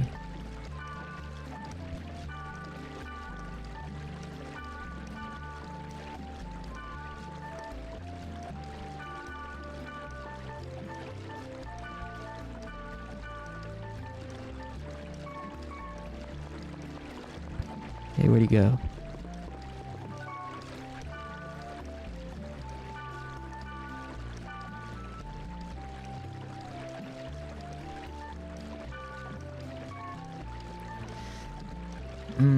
Power book. We really want that, but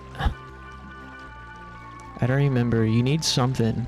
Oh, you need... I think that's what the golden and silver axes are for. So when you're out in the field, there are these little water fountains that you can throw equipment into.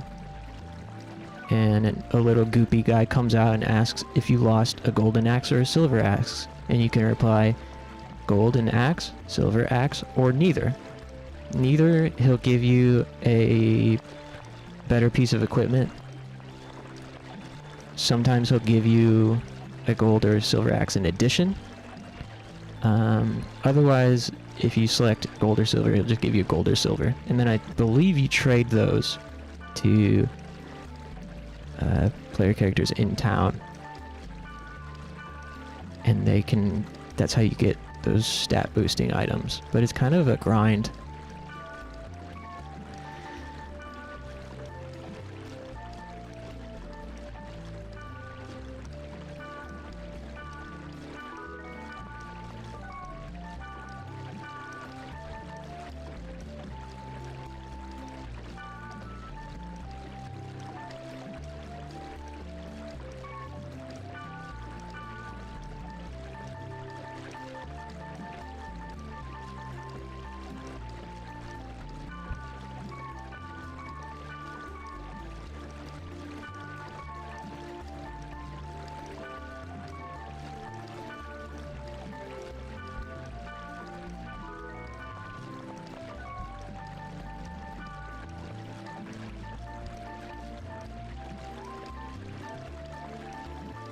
Nice, this is a decent upgrade.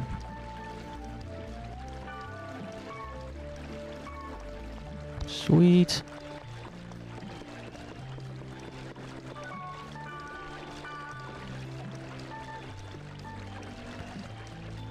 Slayer? That'd be good to have.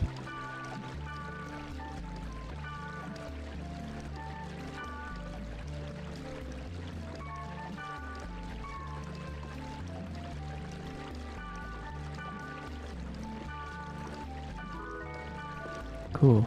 Now we can give that to Black Rose.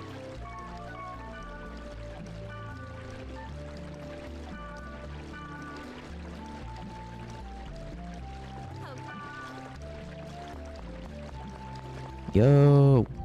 Yeah? What?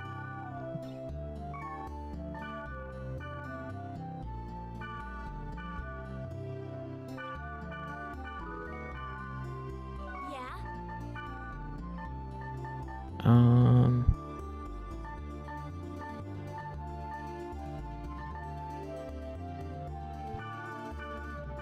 Yeah. Whoa, that weapon looks sweet. On her. Cool sword. Now put this back. The battle axe. Keep the steel cap with me.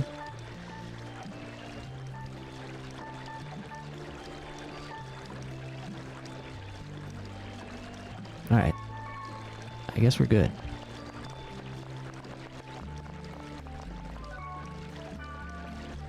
Add Mistral to our party.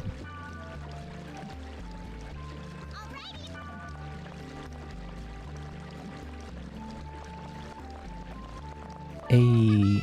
This is so exciting. Aww. She's cute too, even if her English voice actor is really grating. She's so posy. I like her positive mental attitude. Whoa, and she has some pretty sweet gear on her too. So Tetsu. I need that.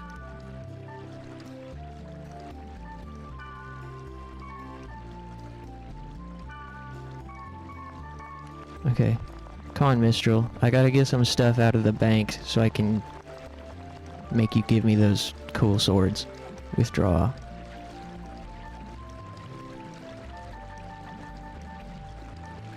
Leather armor. Battle axe. This is so exciting. Trade. Sotetsu.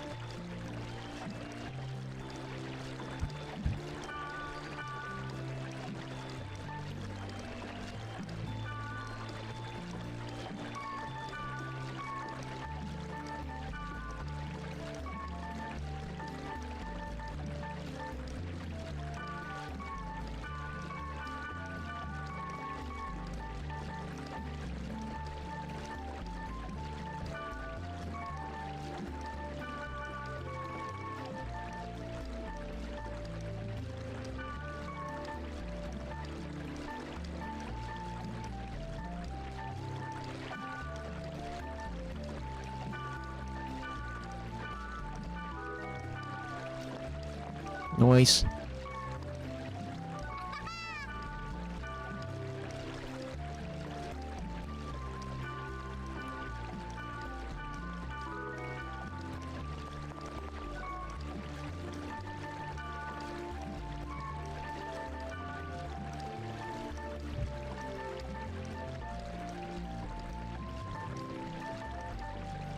Wow, so Tetsu's a big buff. Big bump up.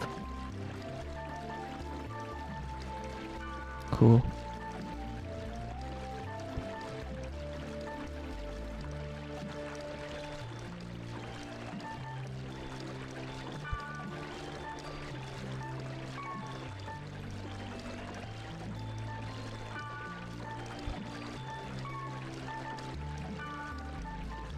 Oh, we don't need spark blades anymore either.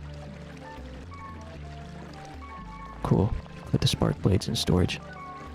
And then we're off. Spark blades go in here. Alright. Looking good. Damn, Mistral has no HP. 55 HP? Come on, man. Get good. So.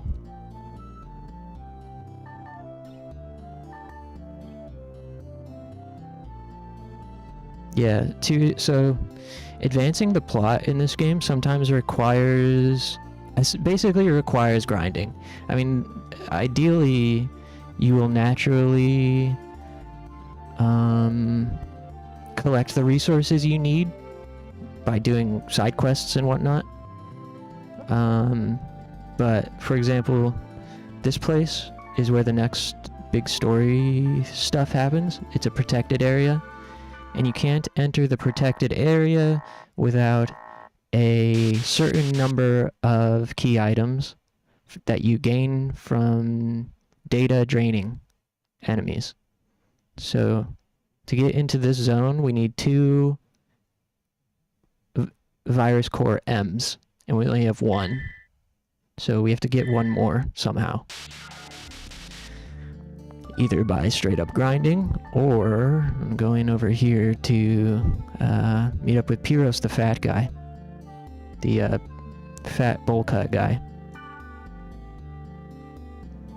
Battle level 4, huh? Alright, let's try it out.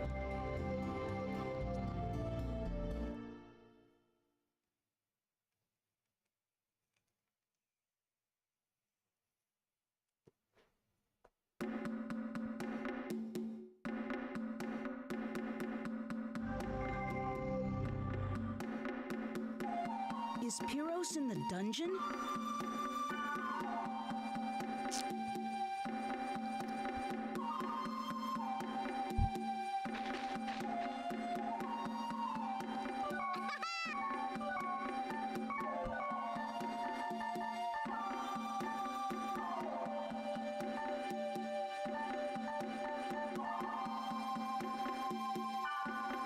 I thought there was a way L2 change view. I thought there was a way to make the camera higher up.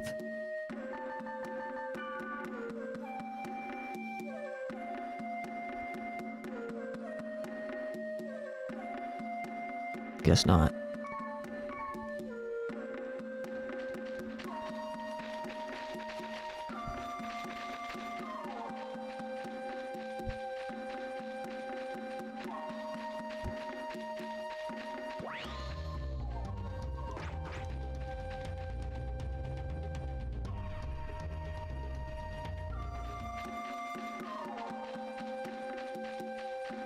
Always good to try and clear out the field before going into the dungeon, especially towards the beginning of the game.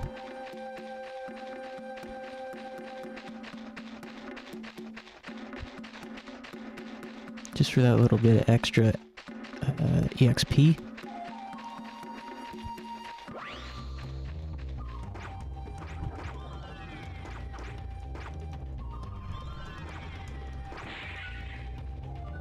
Man, they're poisoned. I should have brought more antidotes. Might be worth going back to town, low-key. Just to truly be ready. They're both complaining. What the hell? Cure me now. What the hell is this? Cure me now, Kite. Hey. Why don't you say please? She says, cure me. Thanks. Well, at least she said thanks. Okay. We'll throw an antidote at Mistral. Thanks, XOXOXOX. Happy face. No problem, Mistral. See, Black Rose? See what happens when you are polite? Let's go.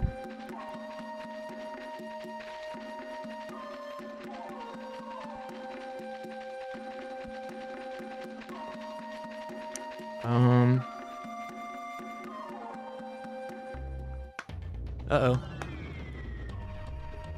Oh, now we're all poisoned. Fucking get your ass back here, coward. Fucking scumbag. Oh, I should have data drained that guy.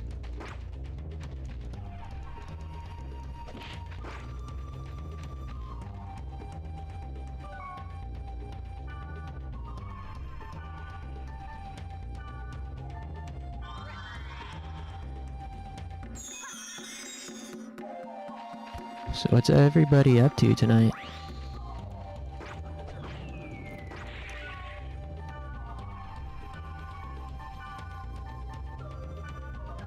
Man, I love this game. I don't know what we'll play tomorrow night. I'd like to play something that feels like a weekend game or like a big Friday night party game, but I don't know what that is. Maybe Disaster Report.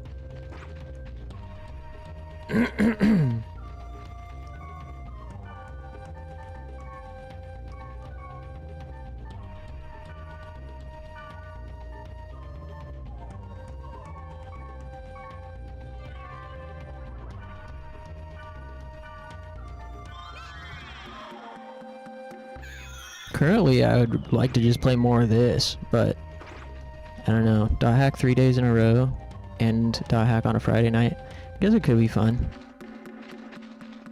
Though it's not like... It's nice because it's pretty easy to play and ramble at the same time once I get into the groove of it. But as like a game to actually engage with, not as much.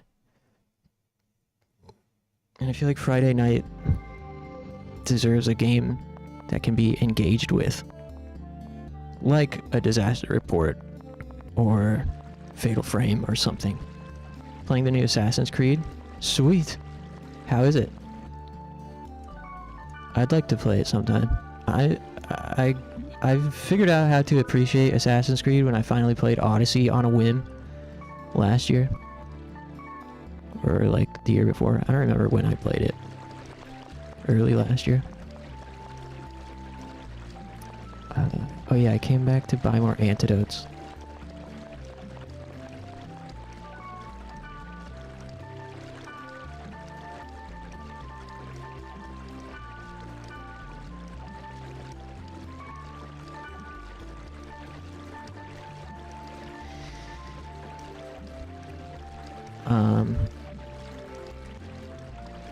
But yeah, I played the crap out of Odyssey on Xbox Game Pass. At first, I wasn't vibing with it. It didn't feel like it had enough depth at first glance. Like, I was looking at the skill tree and I was like, man, this is kind of a shallow looking skill tree.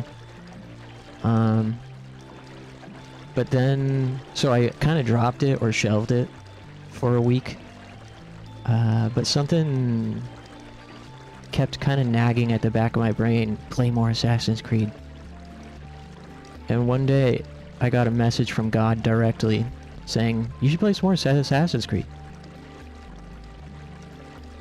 So I said, okay, let's give it another shot. And then I couldn't put the thing down. It was so fun. Assassin's Creed Odyssey. I'd be curious to check out the others. I'm not sure if I'll like them as much. I think there's just something about Odyssey being a kind of like ancient Greek history enjoyer. Like, I don't really care about the folklore mythology aspects of ancient Greek stuff, but just being able to explore those environments and ancient Greek towns and settlements, and it felt really good to just run around in that game. Origin, see, that's the Egypt one, right? That one seems kind of cool, but I like the ancient Egypt stuff. However, it seems to me, from what I've read about it, that the gameplay is even less expanded than Odyssey. So I think it might be missing some of the things that I enjoyed about Odyssey. And Valhalla, I don't really care about Vikings. So it doesn't, like, inherently interest me the way Odyssey did. But I'd for sure like to give them a try, and I'd like to try Shadows.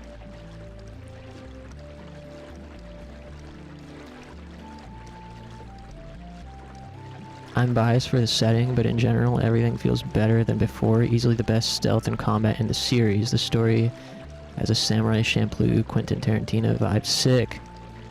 How are the RPG mechanics in terms of like building out your character and customization, like gear skill trees, side quests.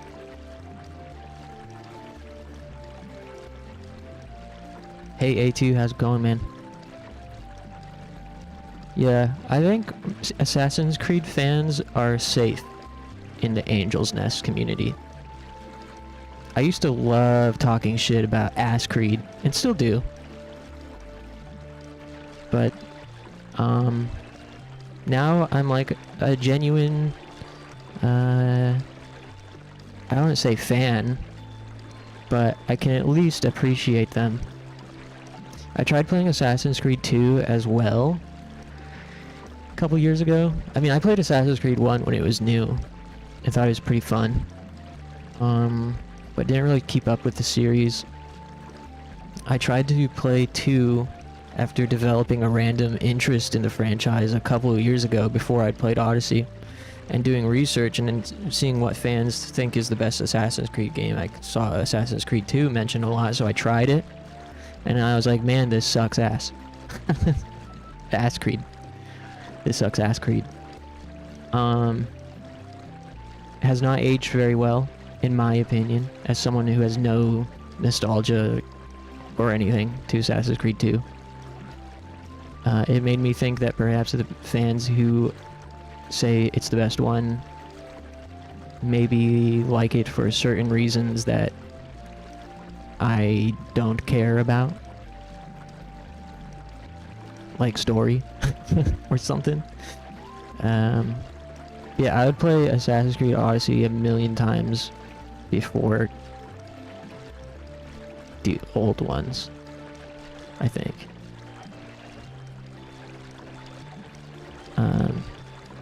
Mirage seemed interesting to me. I like the idea of Assassin's Creed Mirage in the sense of it being like a more throwback to the originals, but perhaps more quality of life features, like modernized old school Assassin's Creed. I'd give that one a try someday. If you liked Odyssey, you would 100% like Shadows. Heck yeah. That gives me hype. I'm not immune to normal video games like Ass Creed. For a long time, I was.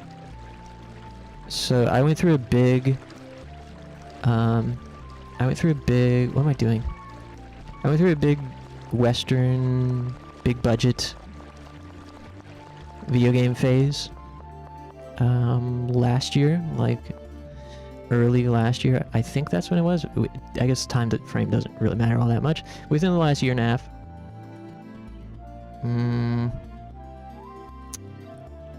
And it started, I mean, I've always appreciated the occasional Western developed game.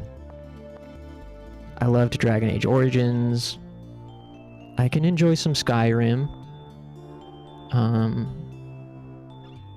I love Fallout 4. I always appreciate old school isometric PC RPGs, or CRPGs, I guess some might call them. Never been good at them, but I think they're cool.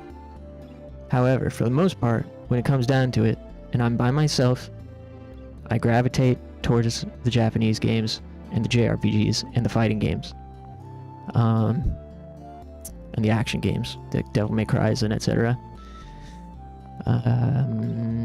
Don't play many first-person shooters or shooters at all.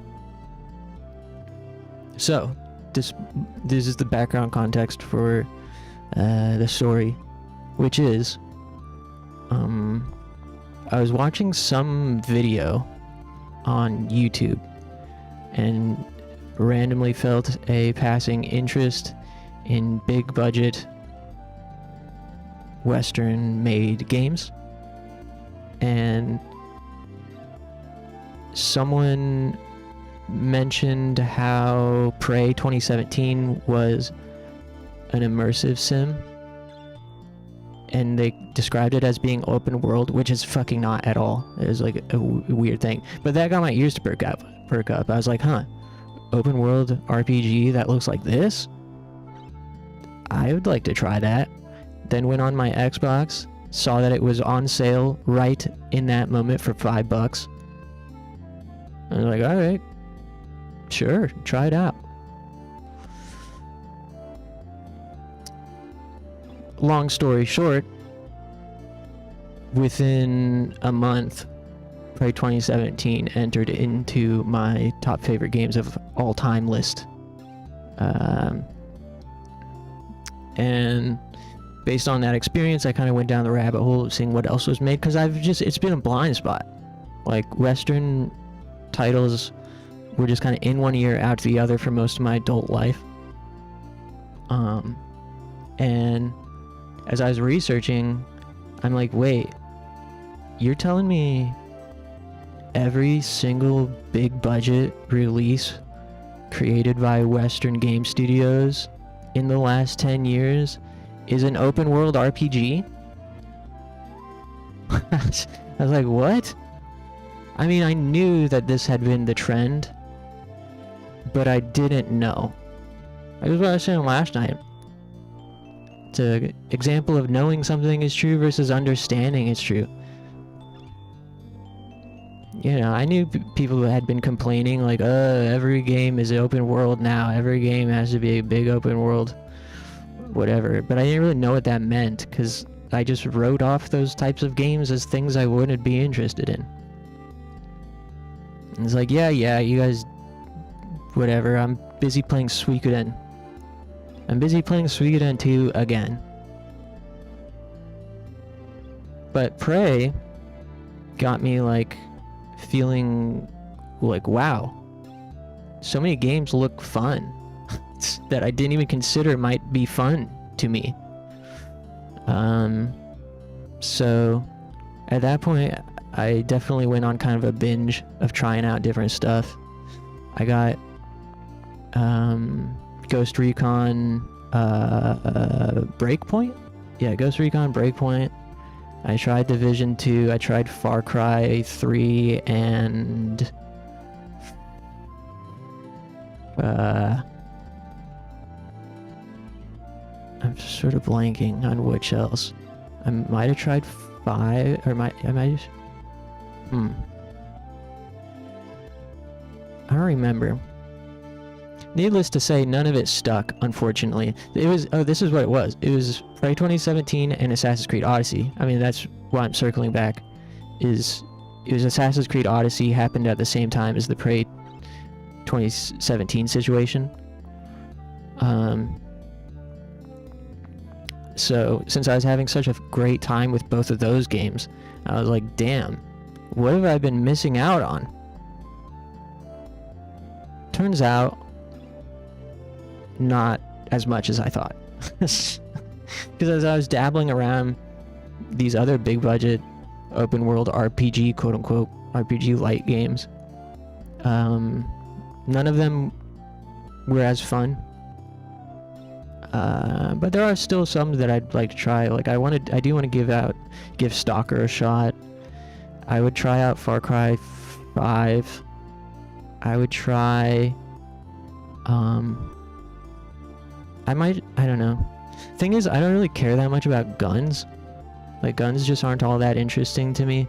In this, like, what I mean by that is I'm not motivated to get cool looking real world guns.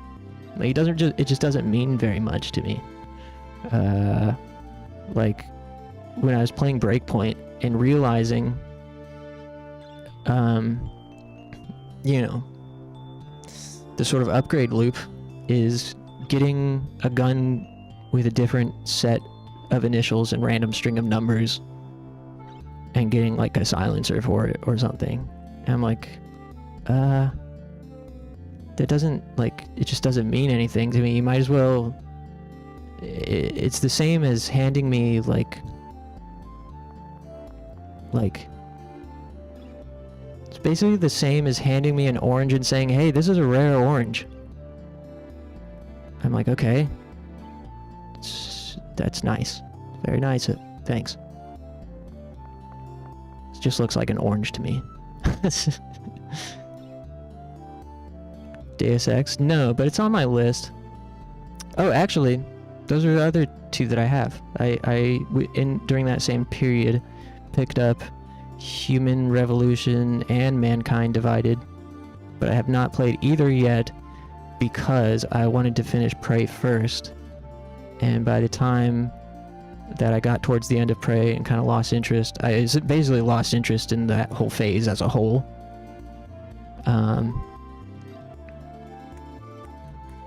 But one of these days, the original Deus Ex kind of makes me nervous. There's no way for me to play the original PC version of the game without,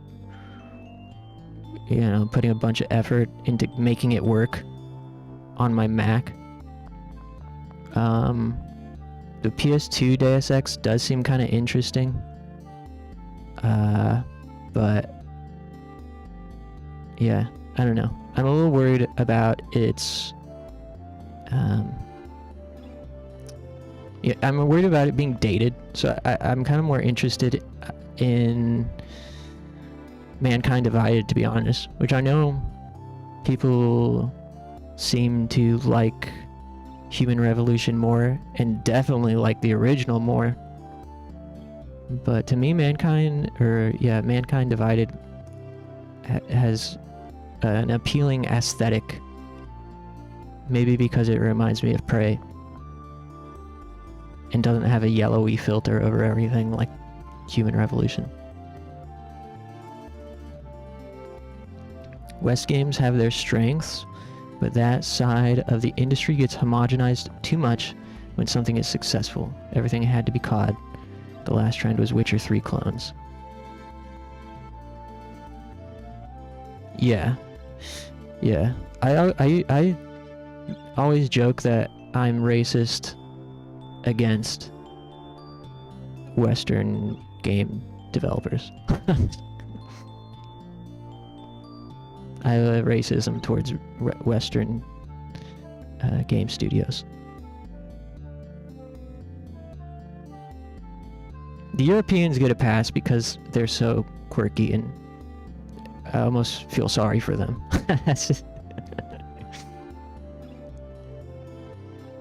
I like European developers.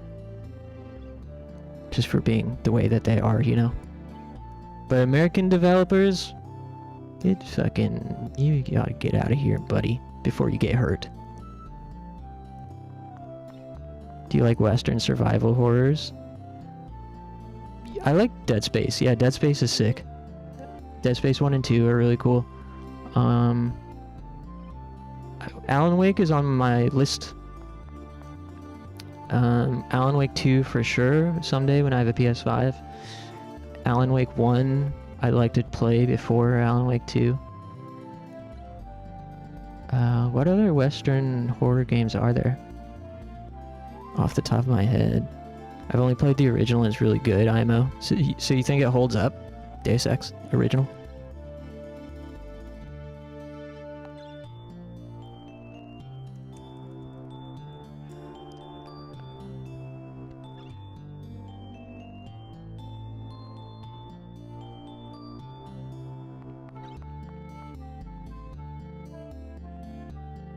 Alien Isolation kicks ass. That's a Western developed horror game, right? I like Alien Isolation. Outlast is cool. I would never play it because I don't like being chased. But I really like watching playthroughs of Outlast 1.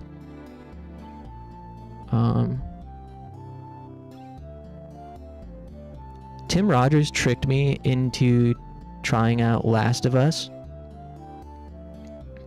Oh yeah, this is actually the second phase that I went through a Western game interest period. So a few years ago, I picked up something just clicked in my brain where I was suddenly I think it was that Tim Rogers fucking Last of Us review on YouTube. He tricked me into giving it a shot by saying that it's like basically just somebody's D&D campaign. I'm like, alright, hey, I like the sound of that.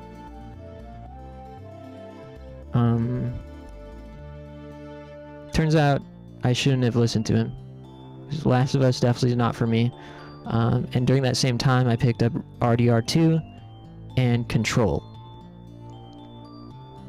This was probably a year or two before the Prey ACO saga. But yeah, I picked up RDR2, Last of Us, and Control. Control was okay. It still didn't feel like it had enough depth in terms of progression mechanics, like feeling stronger. You know, it really felt just like Metroid Prime or something.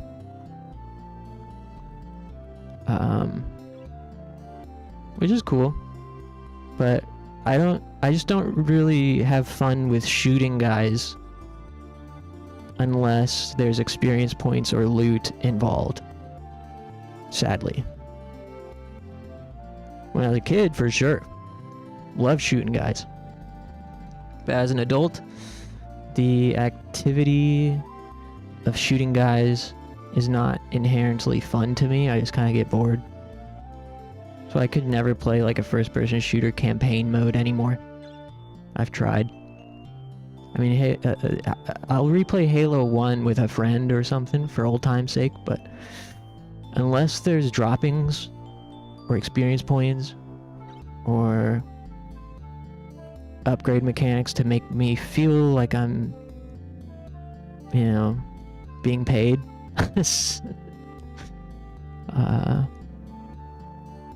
you know, the story and Control did nothing for me. The environment was cool, but the gameplay itself just wasn't enough. I played it more than RDR and Last of Us, though. RDR just didn't feel good to play for me. I didn't like how it felt to play, and it felt kind of like felt too girthy, and again, not enough upgrade mechanics to counteract it. And also, while like old Wild West cowboy settings don't interest me either inherently.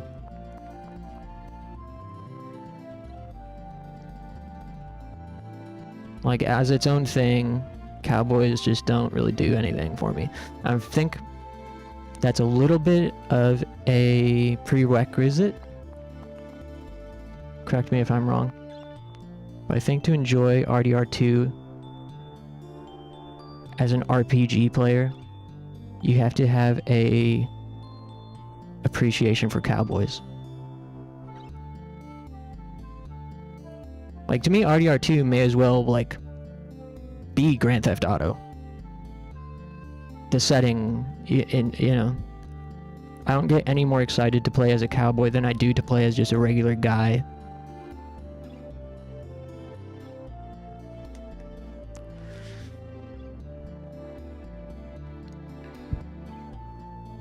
Honestly, yeah, it's worth it for the story and goofy dialogue. The soundtrack for Deus Ex 1 is also really, really amazing. You can also do stuff like beat it non-lethal or talk your way out of a fight. Yeah. Yeah. Prey is what introduced me to the idea of immersive sims. I didn't even really know that was a thing. Which I understand comes mostly from Deus Ex. And Prey 2017 is extremely Deus Ex inspired, if not copying it. Second, line for line almost, in terms of like gameplay design philosophies.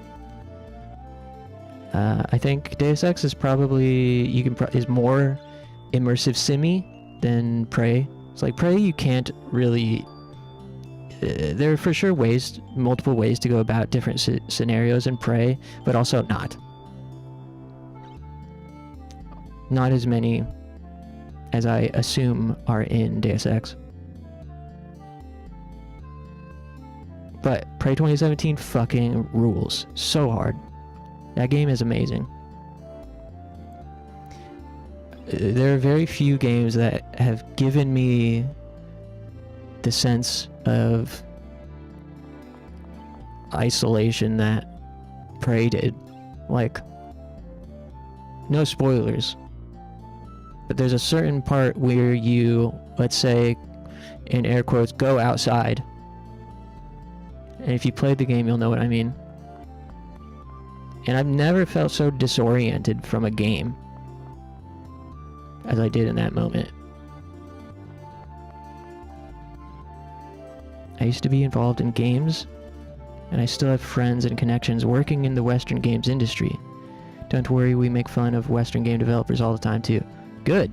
Dude, when Elden Ring came out, it was so vindicating to see all the fucking Western devs cry and fucking salt out online.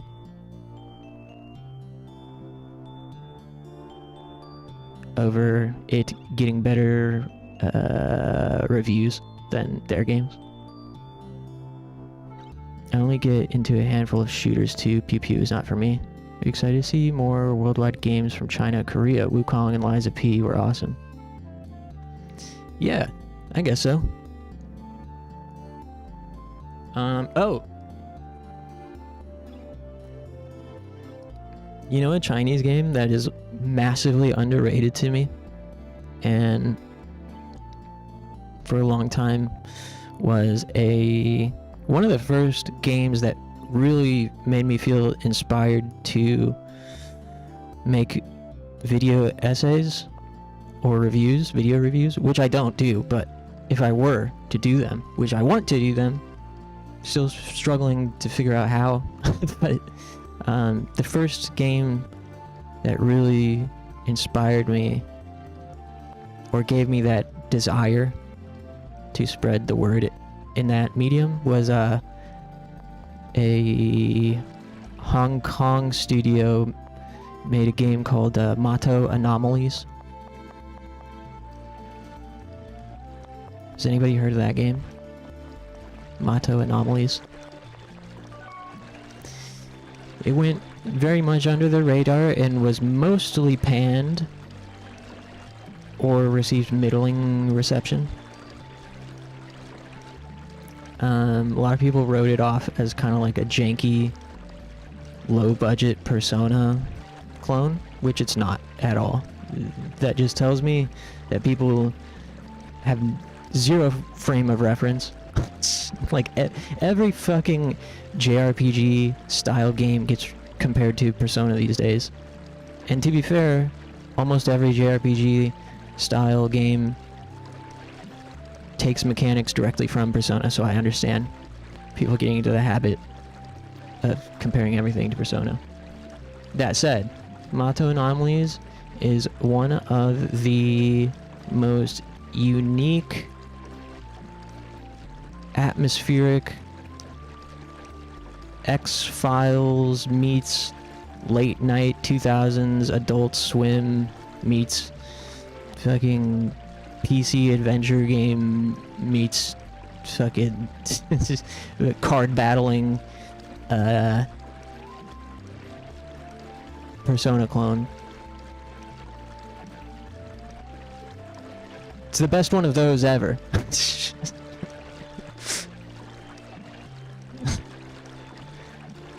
Truly, like, the plot of Motto Anomalies, the side quest plots, the gameplay mechanics, and the setting are so unique and so fantastic if you can go into it understanding that it's definitely low budget, definitely kind of janky in its presentation. The direction is a bit amateur. Some scenes will just kind of end without like having a full resolution, or like some conversations might just end or jump to something else without explaining that something just happened in between. And you're just kind of supposed to fill in the blanks, or go into the menu where the kind of like world building is constantly being updated. There's a section in the menu with background on different characters and different factions, and like story recaps based up to where you are. That part of the menu is always being updated, and a lot of people say the story is very convoluted and kind of hard to understand, but I'd argue that they're just not reading that part of the menu. They're either not reading that part of the menu, or are thinking about it too hard, or are just like the fact that it's not presenting the story the way that a bigger budget JRPG would is just making them think that it's convoluted when it's not.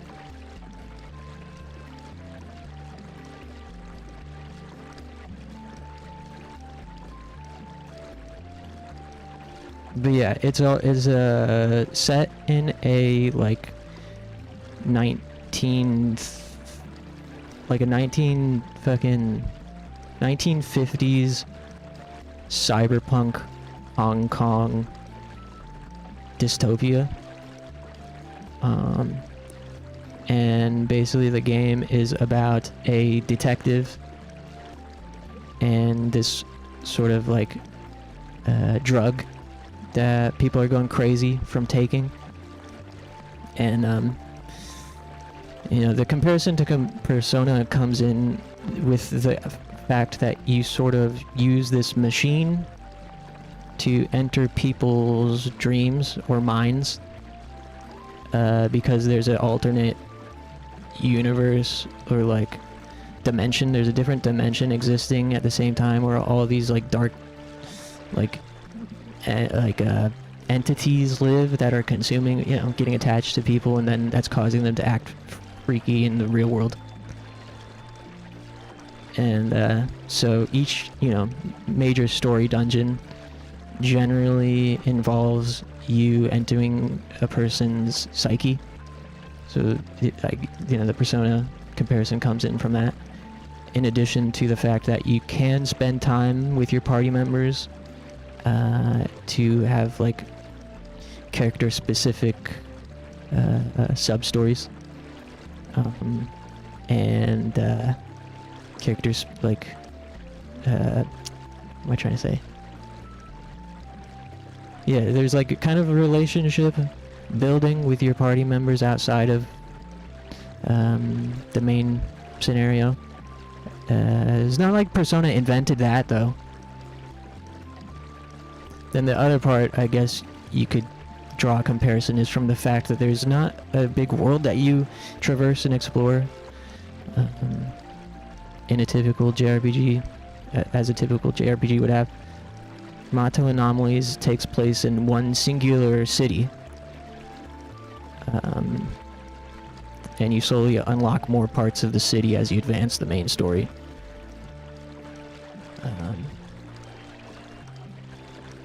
But yeah, it fucking rules, and it's so imaginative and inventive and janky. And the battle system's very fun. And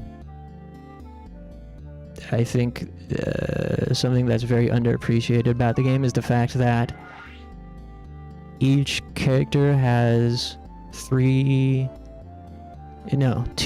character has two specific skill trees that they can build out, and you can mix and match slightly, but in general each skill tree is tied to a particular weapon. Each character can use one of two weapon types, and what I really appreciate about Mato Anomaly is how flexible it is and how weirdly balanced it is. Like, you can make a character might be as viable as a tank as they are a healer, for example. This example, maybe you like using this character as a counter-attacker, so they have a skill tree that gives them access to skills that increase their invasion and set up traps, so if somebody attacks you, you dodge and set off like a landmine, and all the enemies, AoE attack or whatever. And buffs are also very useful in the game, which I like.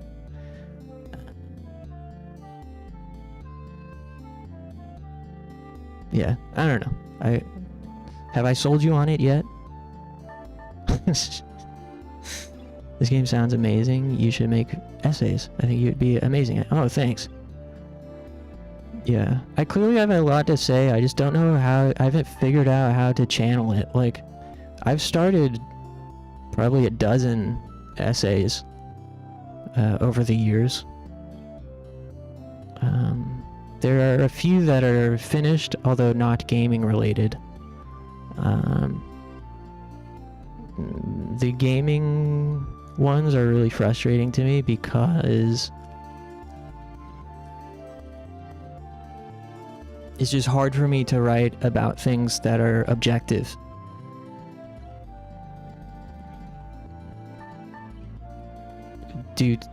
Perhaps due to ADHD. If I'm not inspired, like this is how I explain it. I write to get thoughts out of me so I can stop thinking about them. But in order to write an essay, you have to make yourself think about the thing so you can write about it. And that's kind of agonizing to me because I don't want, I write essays so I don't have to be in that mode of thinking. Or not, I should say, yeah. Like if I watch a movie and I'm having a ton of thoughts about the movie, I have to start writing them down so I can stop thinking about it. And once I get bored of writing, then that's it. I'm relieved now, and that the purpose of writing has been utilized and fulfilled. But in order to write an essay, I need to go back to that writing and continue it and edit the drafts, fact check, you know? So for me, writing is about getting shit out. But if I were to do, if I really want to do video essays, I have to pull that shit back in after it's already been pushed out, which is really uncomfortable. So I'm still figuring out. I think there's a way for me to do it. I'm just still figuring it out, and I think streaming has been helpful.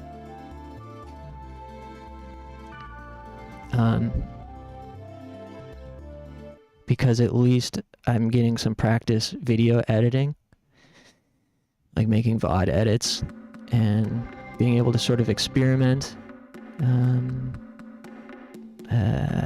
with like, maybe I can just do it off the top of my head rather than having to sit down and write and make it this detailed scripted thing. I'd like it to be scripted though. I don't know.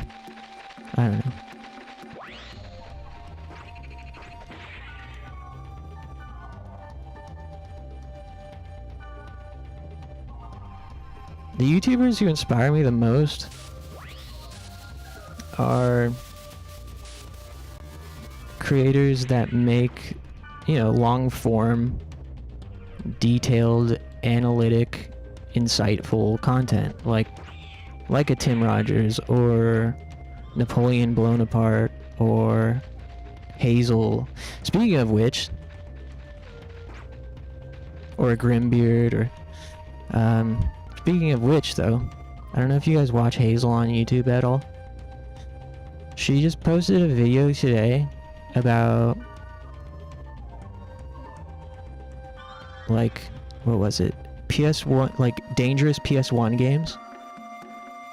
And guess what game got featured in the thumbnail? Fucking Koei Shashin.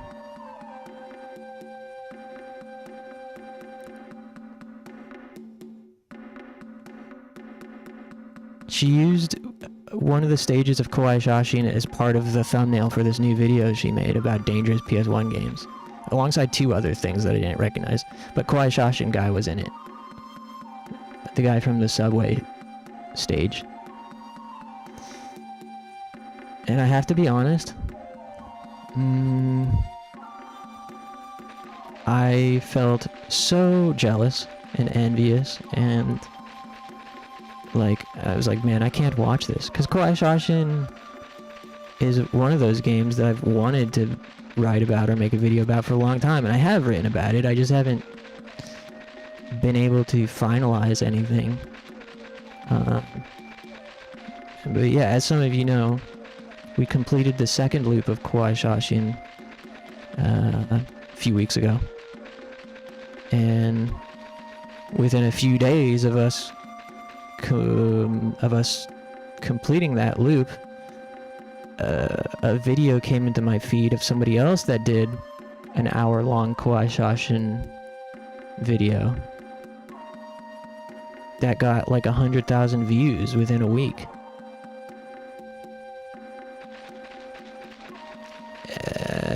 And it's silly to feel bad that someone else beat me to the punch. It's not like someone has...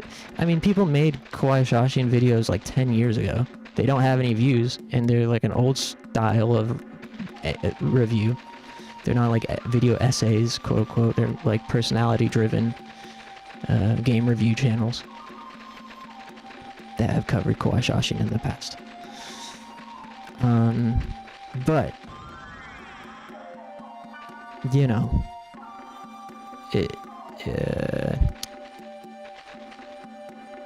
my ego kicks in when a game gains notoriety, or any sort of media gains some sort of notoriety. In this case, Kawaii Shashin.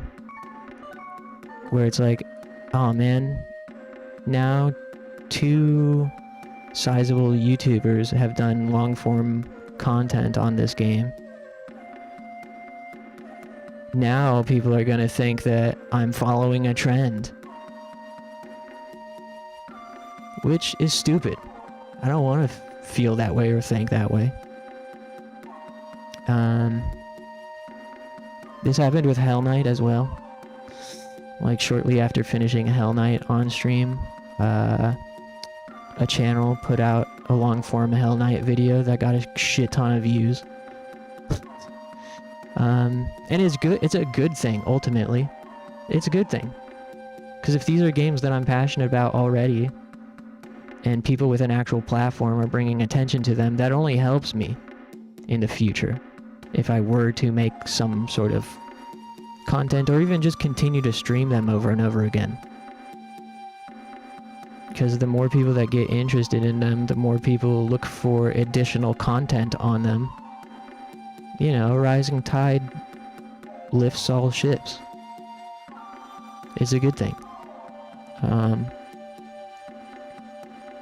And if I made a video on any of those games right now, they would not do anywhere near as well as the ones that I'm referencing. Like, you know, I haven't even cracked 1,000 views on any of my videos, let alone, you know, it's very unlikely that anything would come directly from a Kawaii Shashin video essay from me, at least not right yet. Maybe, I mean, you never know, but the odds of it being converted into a sizable growth, a sizable channel growth, it wouldn't just be that video, it'd have to be more than that.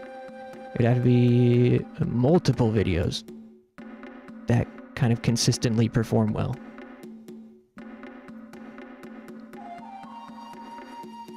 So, it really doesn't hurt me at all if a creator with a platform covers these niche games that I love and want to cover too. Like, it doesn't affect me negatively in any way. In fact, it's probably helpful for me. It's hard to keep those things in mind though when you feel bad about yourself and feel like you're not doing enough and want to do what they're doing. You're like, God, I wish I could fucking make a video essay. I wish I had the time, the attention span, the skill, the resources. This sucks. And then you see somebody else do it and get a bunch of rewards for doing it. It's hard not to feel bad. But it's worth trying. It's worth trying not to feel bad about it.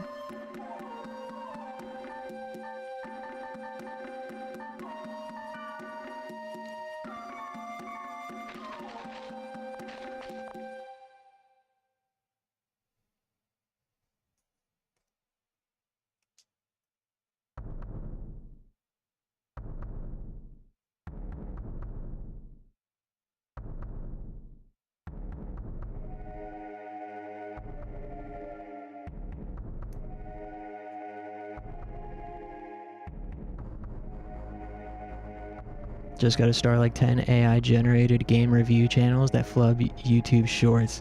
It's true. Dude, one of my buddies uses AI to help him structure scripts for his videos. I mean, he does kind of short form content, like BJJ videos and stuff. And he was telling me he uses AI now. He uses ChatGPT to give him the outline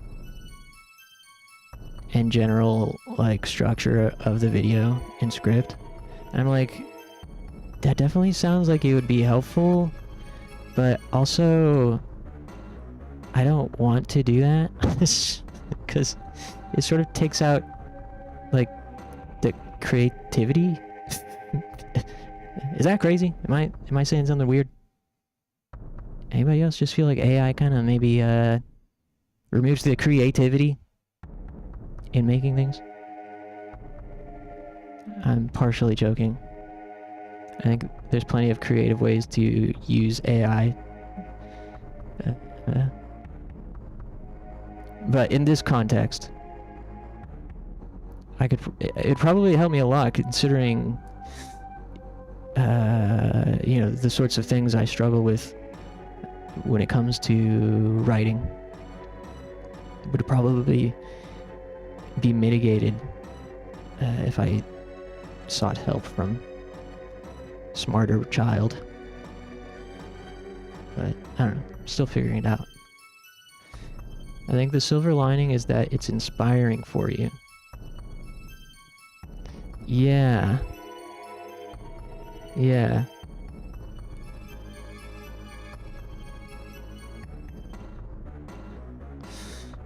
Yeah.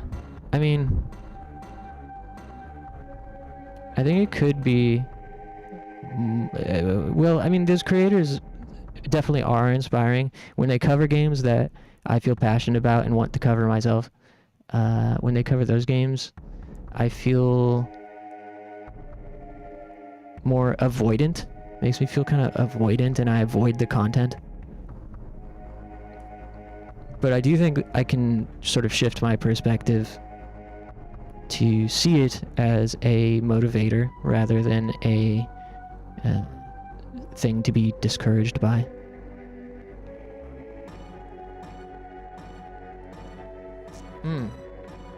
You know, speaking of my favorite creators, speaking of mentioning Grimbeard earlier, I watched his Silent Hill video for the first time a few weeks ago. I'm a big fan of his channel and have been for years, and have seen most of his videos, except I never watched the Silent Hill one. Because I felt like, you know, everyone's covered Silent Hill. I don't really need to, you know, he's got other videos I haven't watched that seem more interesting to me. So I kind of just put it off. And to be honest, it sort of contradicts what I'm about to say and what I was about to credit him for as being inspiring to me. But in that Silent Hill video, he said he had put off covering Silent Hill despite it being something he's passionate about, because it's been covered so much by everyone else and everyone said everything there is to say about it. Then he was like,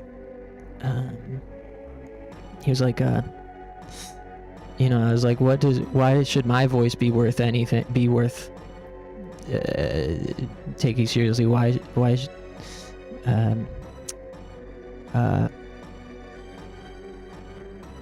You know, why does my opinion on this game matter when it's been covered to death? And he's like, but then I was like, whatever. He's like, fuck it. I was like, yeah, that makes sense. Because his voice is unique, regardless of how many times this game has been covered. His opinion is still worth something to me because it's him saying it. And he has his own unique way of communicating those opinions.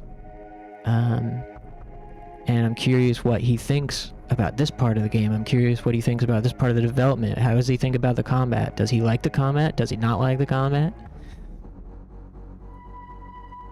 Because I've built up a relationship as a viewer, knowing his tastes about other games.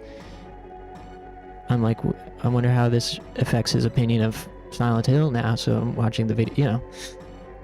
You get my point, right?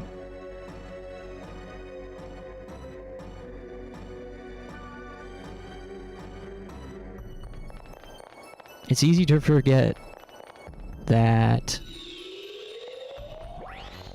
in a content-driven world where all of the personality tubers have mostly died off, it's easy to forget that personality still has value.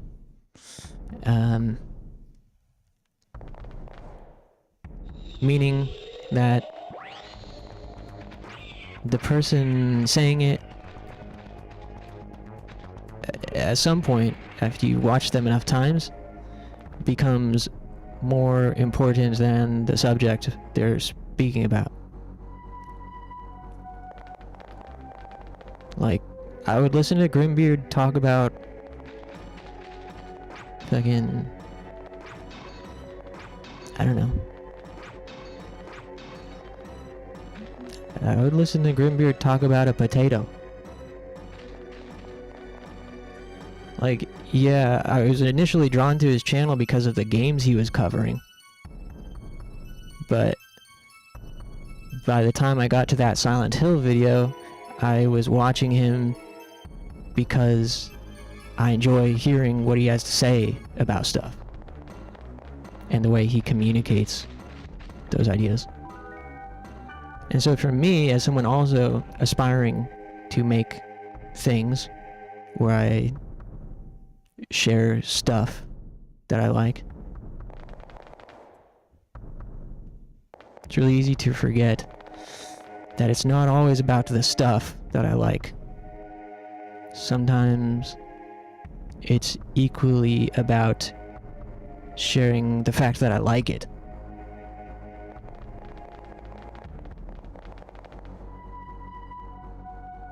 And sharing that kind of energy.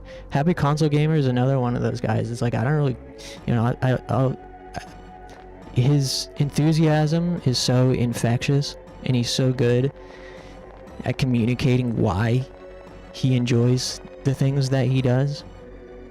That's the fun part of it. Like, I'm not tuning in for Xenoblade Chronicles 3. I'm tuning in to hear him like Xenoblade Chronicles 3.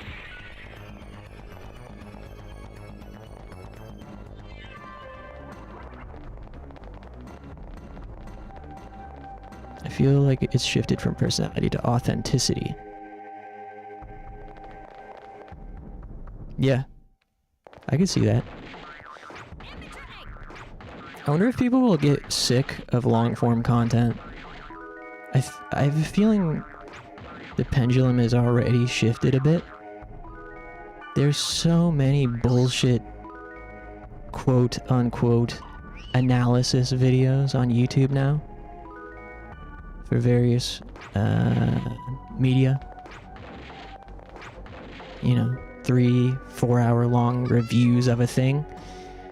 And it's such trash because most of the time those videos are recaps more than anything. Like 70% of the runtime is the person recapping the story beat for beat with occasional commentary or joke, or maybe a little background information on something, or their opinion on this little thing, and then let's get back to what happens next. And then this scene, this guy comes into the house and he gets really mad, and in this scene he exits the house and gets in the car. That doesn't make sense. Why did he get in the car? He should have drove the bike. You know, it's like that. That's what analysis videos are for the most part, because everyone realized it's easier to make a script writing about a thing if they do it while they're consuming the thing right then. So there's no real editing or like consideration of delivery method. It makes it really easy to edit the video if you're taking notes about what's happening and your thoughts about what's happening as it's happening, as you're consuming the thing. But that's not like, you know, that's just kind of annoying to me. I don't need an entire plot recap most of the time. Sometimes I'll take it. Some channels are pretty good at it. I like Mujular on YouTube. Like, he did a Xenogears video that was 3 hours long or something like that, and he basically just recaps the entire game with commentary along the way. And that, you know, it's entertaining, and I'm never gonna play Xenogears all the way through myself. At least not anymore. So, you know, that's a game with a thick enough plot that I enjoy the synopsis or plot recap. But in general, you know, something I really appreciate about Grimbeard is he compartmentalizes his reviews. You know, they're 1 to 2 hours long, but he's got timestamps in the description and chapters, so you can skip where he goes over the spoiler section of like what actually happens in the plot. And he doesn't take fucking 2 hours for that part either. Like, a huge, substantial amount of the video's run time is dedicated to genuine feedback and analysis and reviews and critiques.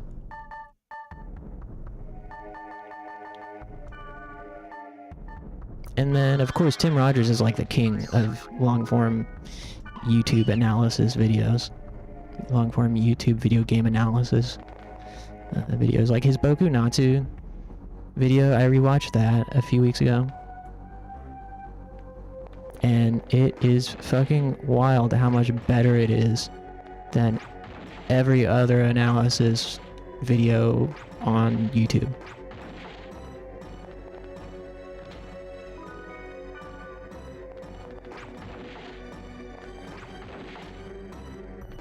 To the point where I think that's a huge motivation for him. Like, I think he gets off on one-upping everyone.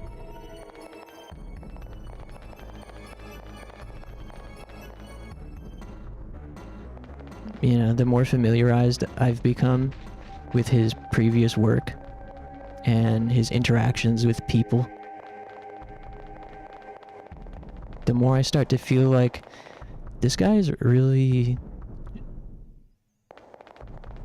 being fueled off of one-upsmanship.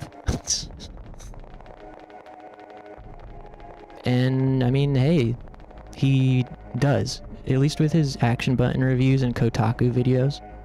The vids he did for Kotaku. It's pretty mind-blowing just how much better he is at making analytical reviews.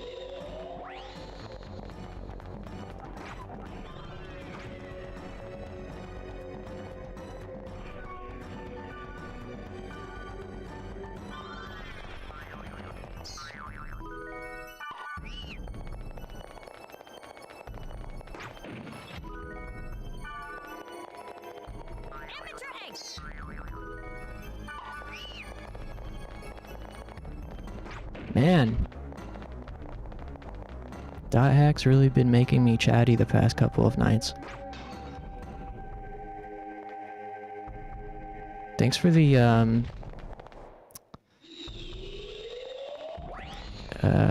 thanks for the engagement, 'Cause I think that has played a large role in it too. Good prompts. Getting me thinking over here. Appreciate it, guys.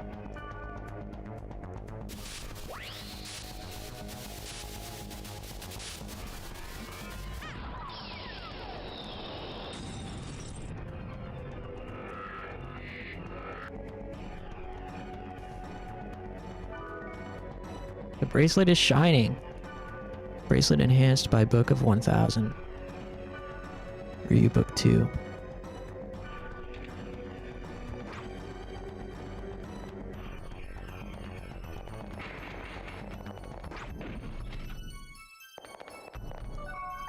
I don't remember what those are for. Key items. Chronicles total number of areas and total playtime. Magic portals. We'll check it when we're back in town.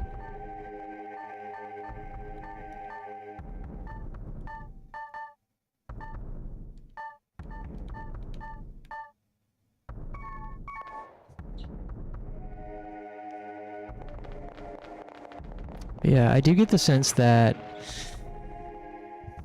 personality / authenticity and short form channels are coming back in fashion.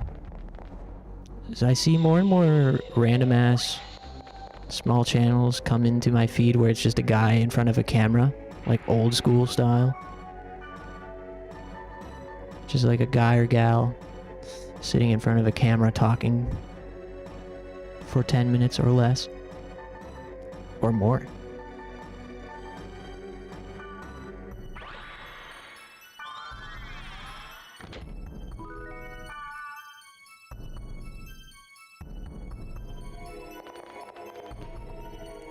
I've basically accepted that for this moment in my life right now, the short term, the best I can do or hope for is to continue extracting these types of discussions from the stream VODs. And I think things like scripted video reviews and essays are more of a sort of long-term aspiration.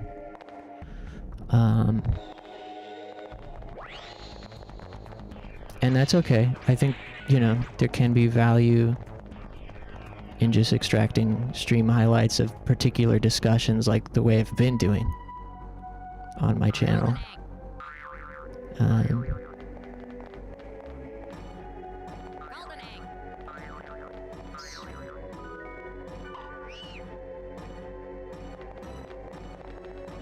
There's usually pretty good reception to the kind of more like,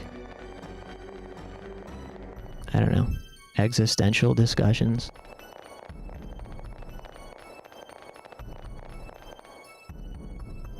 Like the Echo Knight video.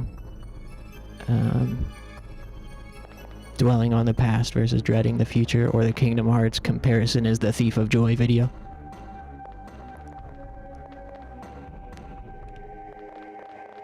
I don't know what the appropriate length is. I feel like for a channel I've never seen before, that type of video I would be more likely to click on if it's 5 minutes or less. But it's really hard to boil them down to that length. They always come out to like 12 to 20.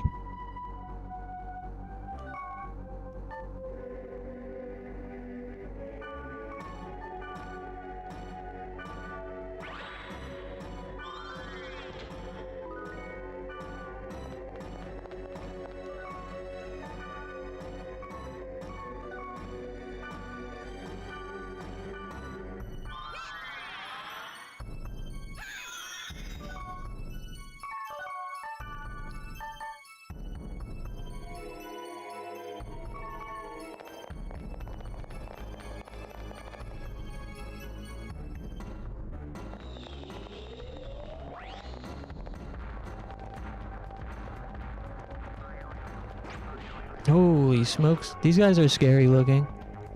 Black Rose, can you do something? She said, damn you. Nice. Talk your shit, girl. Designate skill. Deathbringer?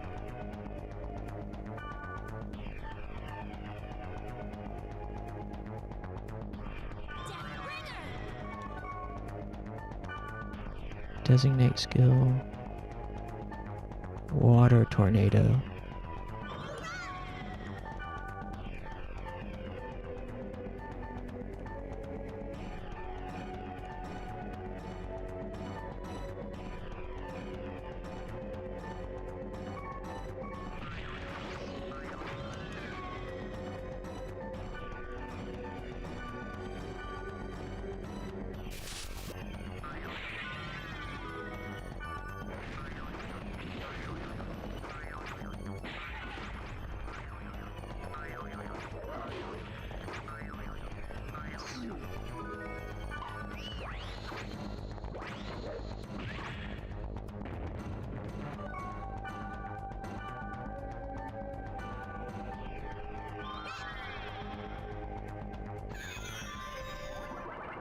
Yay, leveled up, smiley face, she said.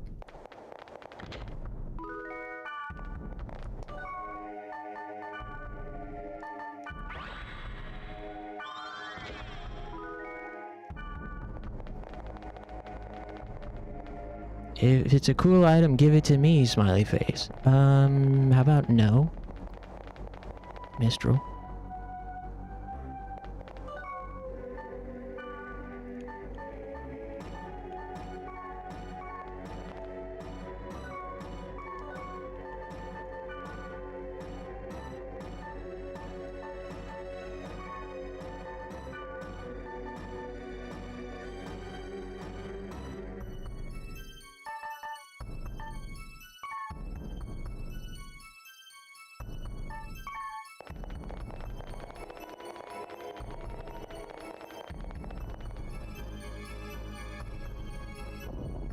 Oh, cutscene. Hey, I'm not done with the area. Guys, bear witness.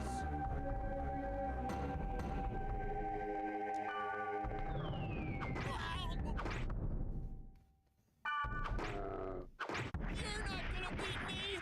Whoa!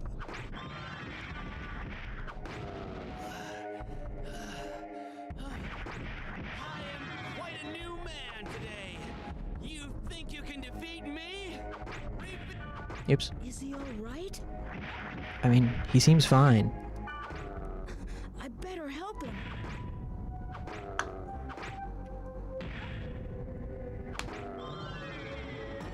You know, I think, now that I think about it,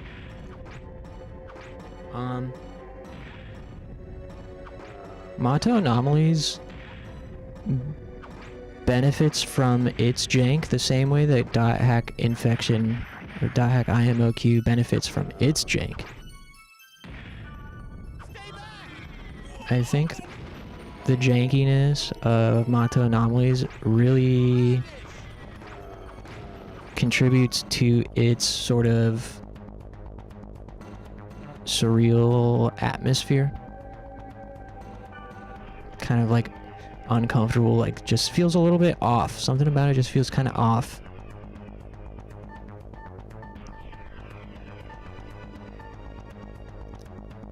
I think that adds a lot to its vibe. It wouldn't be the same if it was big budget. Like if it was a Bamco game or like a Spike Chunsoft game. So if I'm thinking about AI Somnium Files, which has same kind of cyberpunk like detective noir thing going on, similar, but its production values are a million times higher than Mato Anomalies. But it's also a lot more generic for that reason. I think Mato Anomalies is the fact that it is so low budget and kind of janky and a little bit off.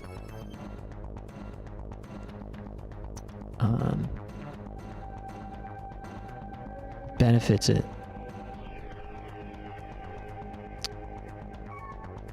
Wait, I need this. New skill.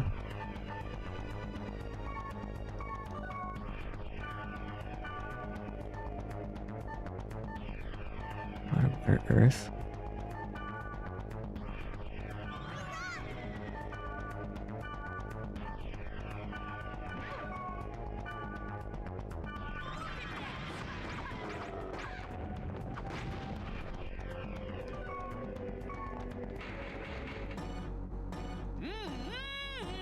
That was quite refreshing. Mmm. You may take the plunder. This freaking guy.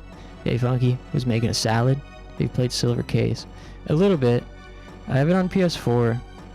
I've been holding off to buy it again on Switch because playing visual novels on a TV,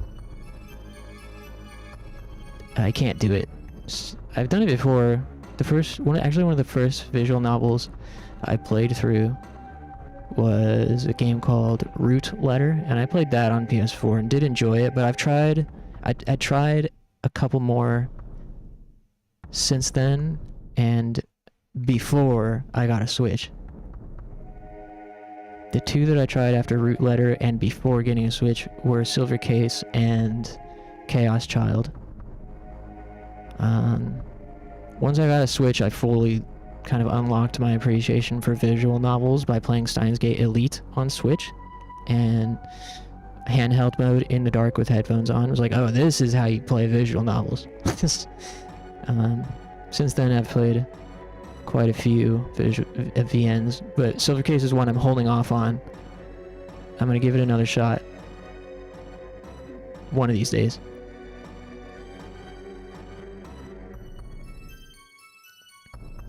Beans, spinach, and cheese omelet? Hell yeah, everybody's eating tonight. Rub-a-dub-dub, thanks for the grub. Enjoy. Have you played Racing Lagoon? I have not. But it's on my list. I have it loaded in to open Emu. Ready to go. One of these days. Have you played it? You now have Meteor Strike. Oh, thank you. Why do you sound so relieved? Ah, thanks. I really needed that Meteor Strike. No need to thank me. I have a feeling we will yet meet again. Until that day, farewell. May the stars shine until the end of your journey. Now I have Pyrrha's member address.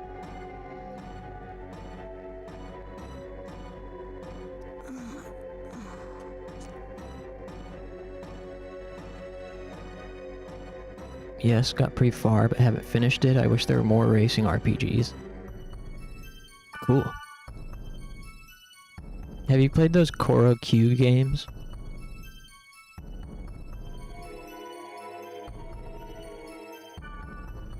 I've always been curious about those. I don't know if you say Koro Q or Choro Q.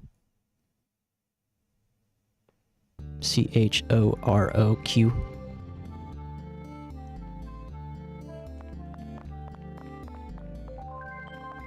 Hey, new email. Was that the VA for Cosmo from Fairly Odd Parents? It might have been. Might have been. Kite, the main character here, is Izzy from Digimon Adventure. I know that. I'd recognize that little rascal's voice anywhere. I haven't played them, but I love the soundtracks to the Koro games. Yeah, they're really charming. Yeah. What other racing RPGs are there? Aside from Racing the Sims. There's Racing Lagoon and Koro Q. Any others?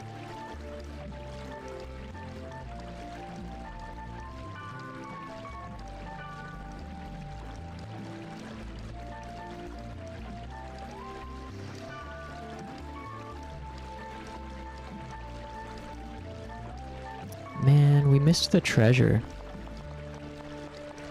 by accidentally going into that room where the bowl cut guy was.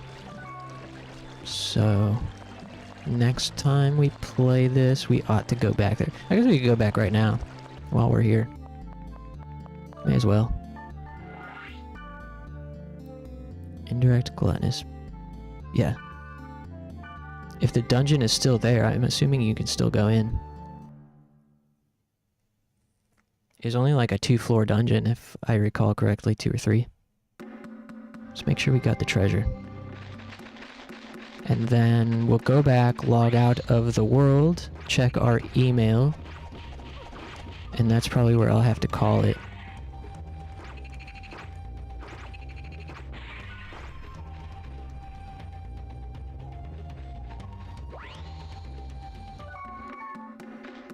Man, I love this game. Something clicked. The first couple times I streamed it, I mean, it was a week where I wasn't really enjoying any game, especially. But I also was just too in my head and playing too many other games at the same time. I was too in my head about like anticipating viewer reception to the games that I was playing. But since playing this on a whim yesterday, for me, you know, just for myself, really unlocked its potential as a game to stream. But,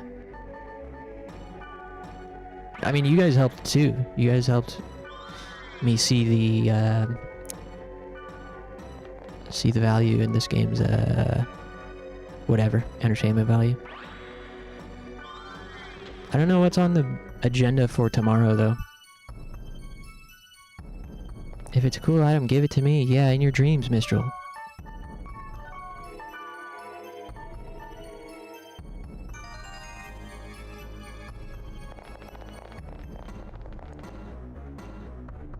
I played the crap out of new Monster Hunter, and now I'm kind of in a gaming rut.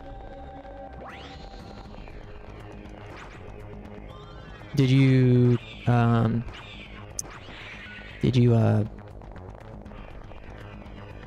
clear all the single player content that's out for it right now? I heard it's kind of thin on content currently.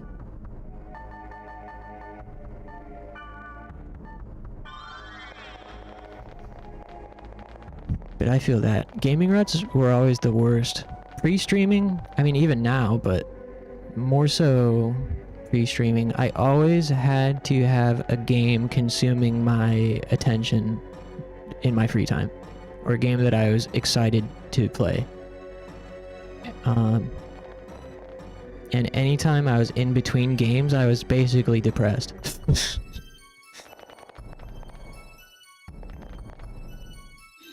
And I would just game hop until something, you know, until I got fixated on one and started having fun with one and playing it a bunch. I would just game hop and fucking browse the eShops, and I always had to have a game to fixate on. And if I wasn't fixated on anything, I was searching. These days I don't game as much off stream, if at all. The last game I was playing off stream regularly was Tokyo Xanadu EX Plus. Assassin 13 just redeemed hydrate. Wow, thanks A2. I haven't had water in 3.5 hours. That's not true, but I did forget about it till just now.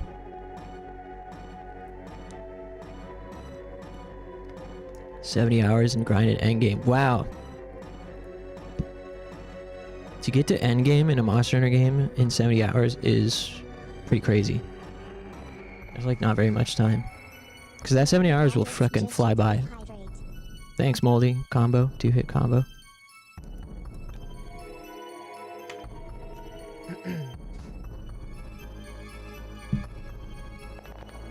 like, in my experience, Monster Hunter is one of the few games that when I'm locked in, 200 hours just flies by. More so than any other game. Like, even some of my favorite JRPGs, it's like, damn, I've only had 15 hours in this game. I'm bored of it. I feel like I should be at the end by now. But then 15 hours is nothing when it's Monster Hunter.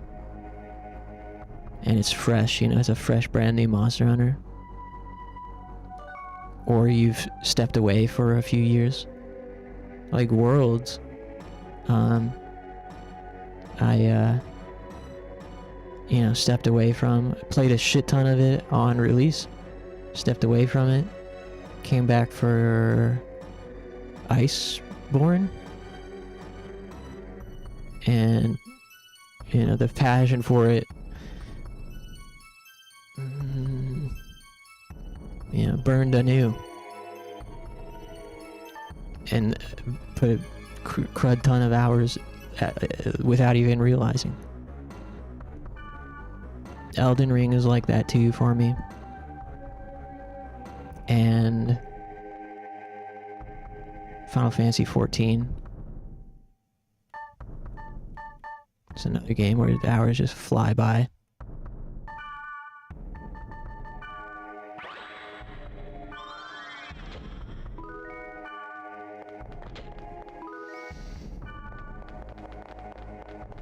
I should play more Sunbreak. I barely put any time into Rise Sunbreak.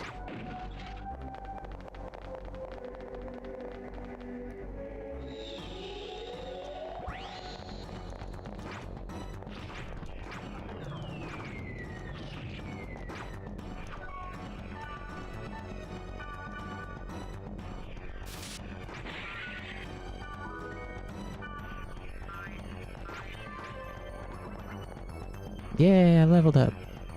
Oh, Black Rose said, good job, Mistral. We did it, Kite. Yeah, / high five. What do you guys say? Elden Ring and Helldivers 2 were like that for me. I'd like to play Helldivers one of these days. Seems fun. Trying to do new EX and nab the weapon before Savage.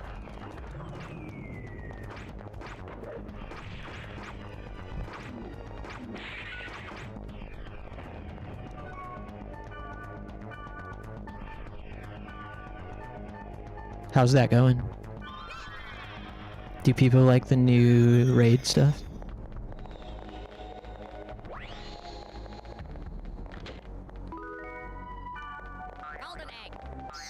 I hope I can get back into 14 one of these days. Currently, my interest level is in the phase where you couldn't fucking pay me to play that game. But that doesn't mean I don't still love it. You know, I was describing my my ADHD phases. Last night I was going into detail about how, you know, I become really hyperfixated on something for a period of time and then suddenly just lose all interest, and it's as if, you know, might as well be, yeah, you might as well be telling me to go out and change my tire. Like, dude, I don't want to do that.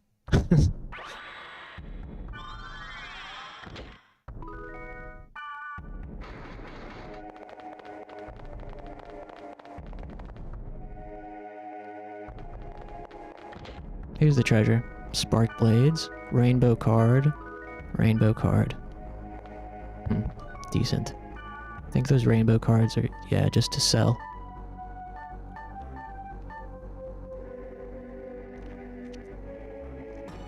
While we're down here, let's just clear these other rooms. And then we'll zap back to town, log out, check our emails, and I will also log out.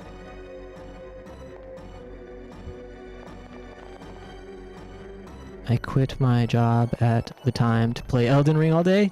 That's fucking dope.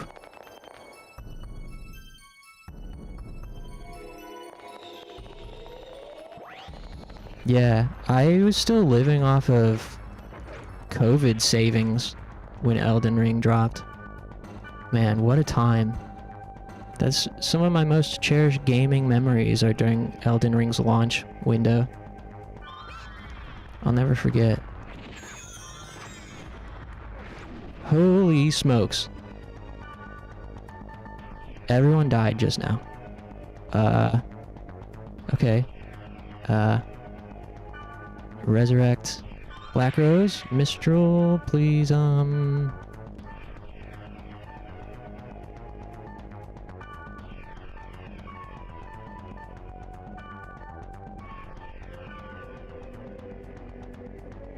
Oh, look at, she says Black Rose crying face. Oh, Black Rose, no, no.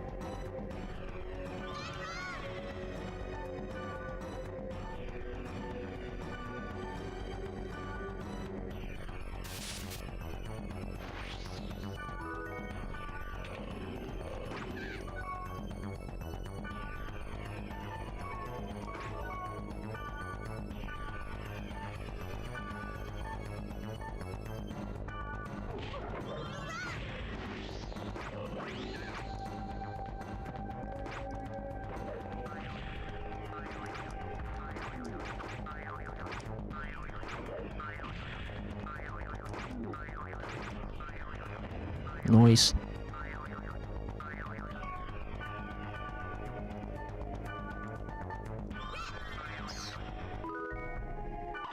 The third fight for the normal raids was so hard I had to go 100%. That's cool. Yeah. I do enjoy a good challenge in Final Fantasy XIV. I don't really like trials. Some boss fights are cool, but I prefer...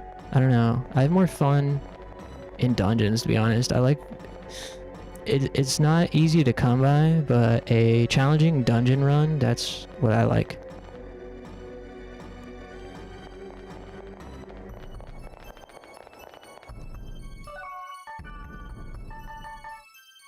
But having to lock in a trial is fun too. Some of those MSQ trials are really satisfying, especially like what is it? Stormblood. Post Stormblood had some really great one-on-ones.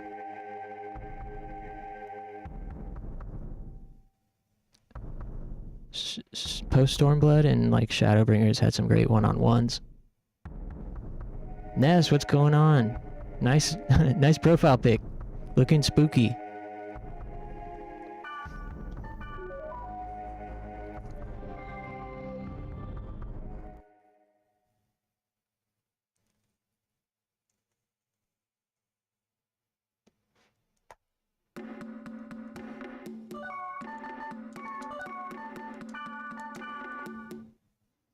Okay. Now. There's one thing I'm gonna do in town so I don't forget, which is grab a Sprite Ocarina, because I don't want to be down in a dungeon without one. But I only want to carry one. Wait, yeah, I only want to carry one. Oh, I don't have any. The heck? Thanks, I just got done watching some Invincible today. I'm not familiar. Is that a show? Maybe I've heard somebody else talk about it before. Maybe Days talked about it.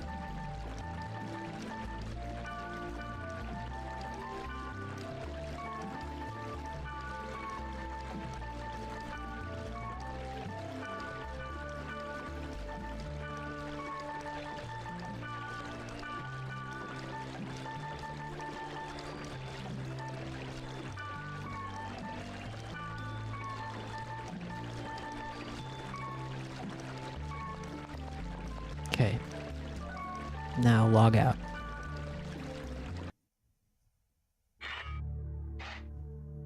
A whole can of Sprite?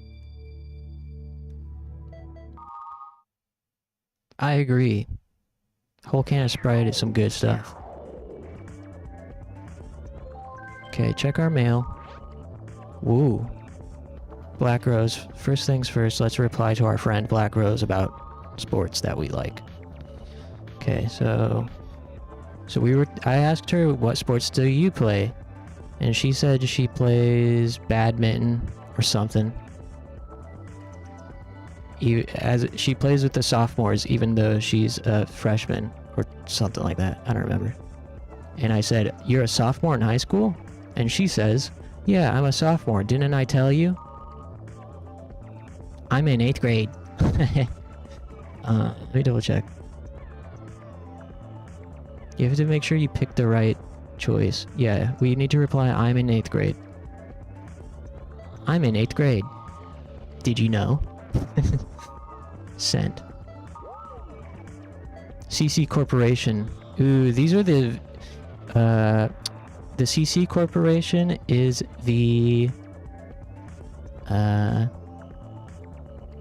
ominous, potentially evil tech corporation that develops the operating software that everyone on Earth uses.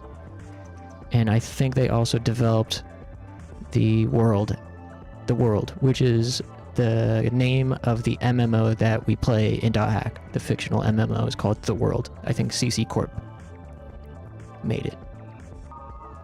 So they emailed us and said, "You're our winner. Congratulations. You're our lucky winner of our 1-year anniversary power-up campaign. As a prize, you will receive a special level-up item created for this occasion. Please receive your prize at a shop in Root Town." I don't know if I should trust that. Kite says, "I won? Let's go to a shop in town." They might have caught on to the fact that we are hackers now. Here's an anonymous warning. You've been inquiring about the server problems. Cease now. Do not ignore this warning if you wish to continue playing this game. Sent from anonymous, no picture. Strange timing. Kind of weird timing, don't you think? You're a winner. Come get a special item just for you. Warning. Stop playing the game now or I'll make you stop playing the game. Huh. Probably nothing. Can't wait for our prize, which we'll have to go pick up next time because I've been streaming for 3.5 hours and need to work tomorrow. But it's Friday tomorrow. Get hype.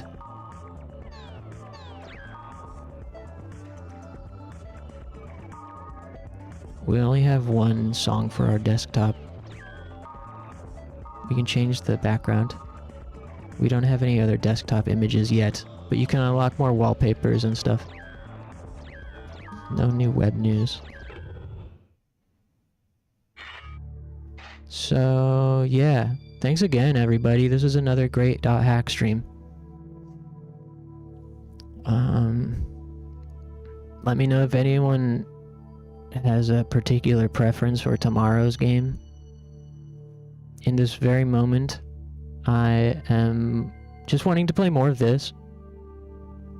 But we do have other business to tend to. Like, it would be nice to finish Disaster Report 2. I do want to finish Panzer Dragoon Saga, even though nobody else cares about that game, except for me. Shadow Tower Abyss is also in my crosshairs as a game I would like to play more of. And most likely will be at least one afternoon Kingdom Hearts 2 stream this weekend. But let's not get too ahead of ourselves. Tomorrow night we'll think about it. Let me know if you have any particular desires or ideas. Friday does feel like the night to play a game that's engaging as something to, like, you know, .hack is really passive a lot of the times. Whereas, you know, something like Disaster Report 2 is, there's a lot to, you know, make fun of and laugh about, or, you know, whatever. Fucking, I gotta go. Appreciate you guys. Thanks, Funky, Mahina, B, Ness, Ancient Bones, A2, Win Again, Robert, Moldy. Friggin' Mahina just wants to be thanked twice, I think.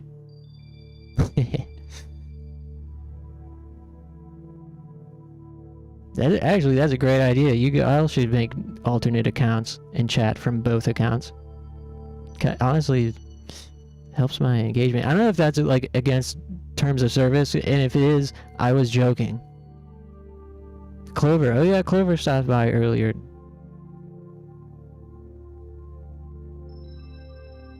That's exciting too. If I missed anybody, I apologize.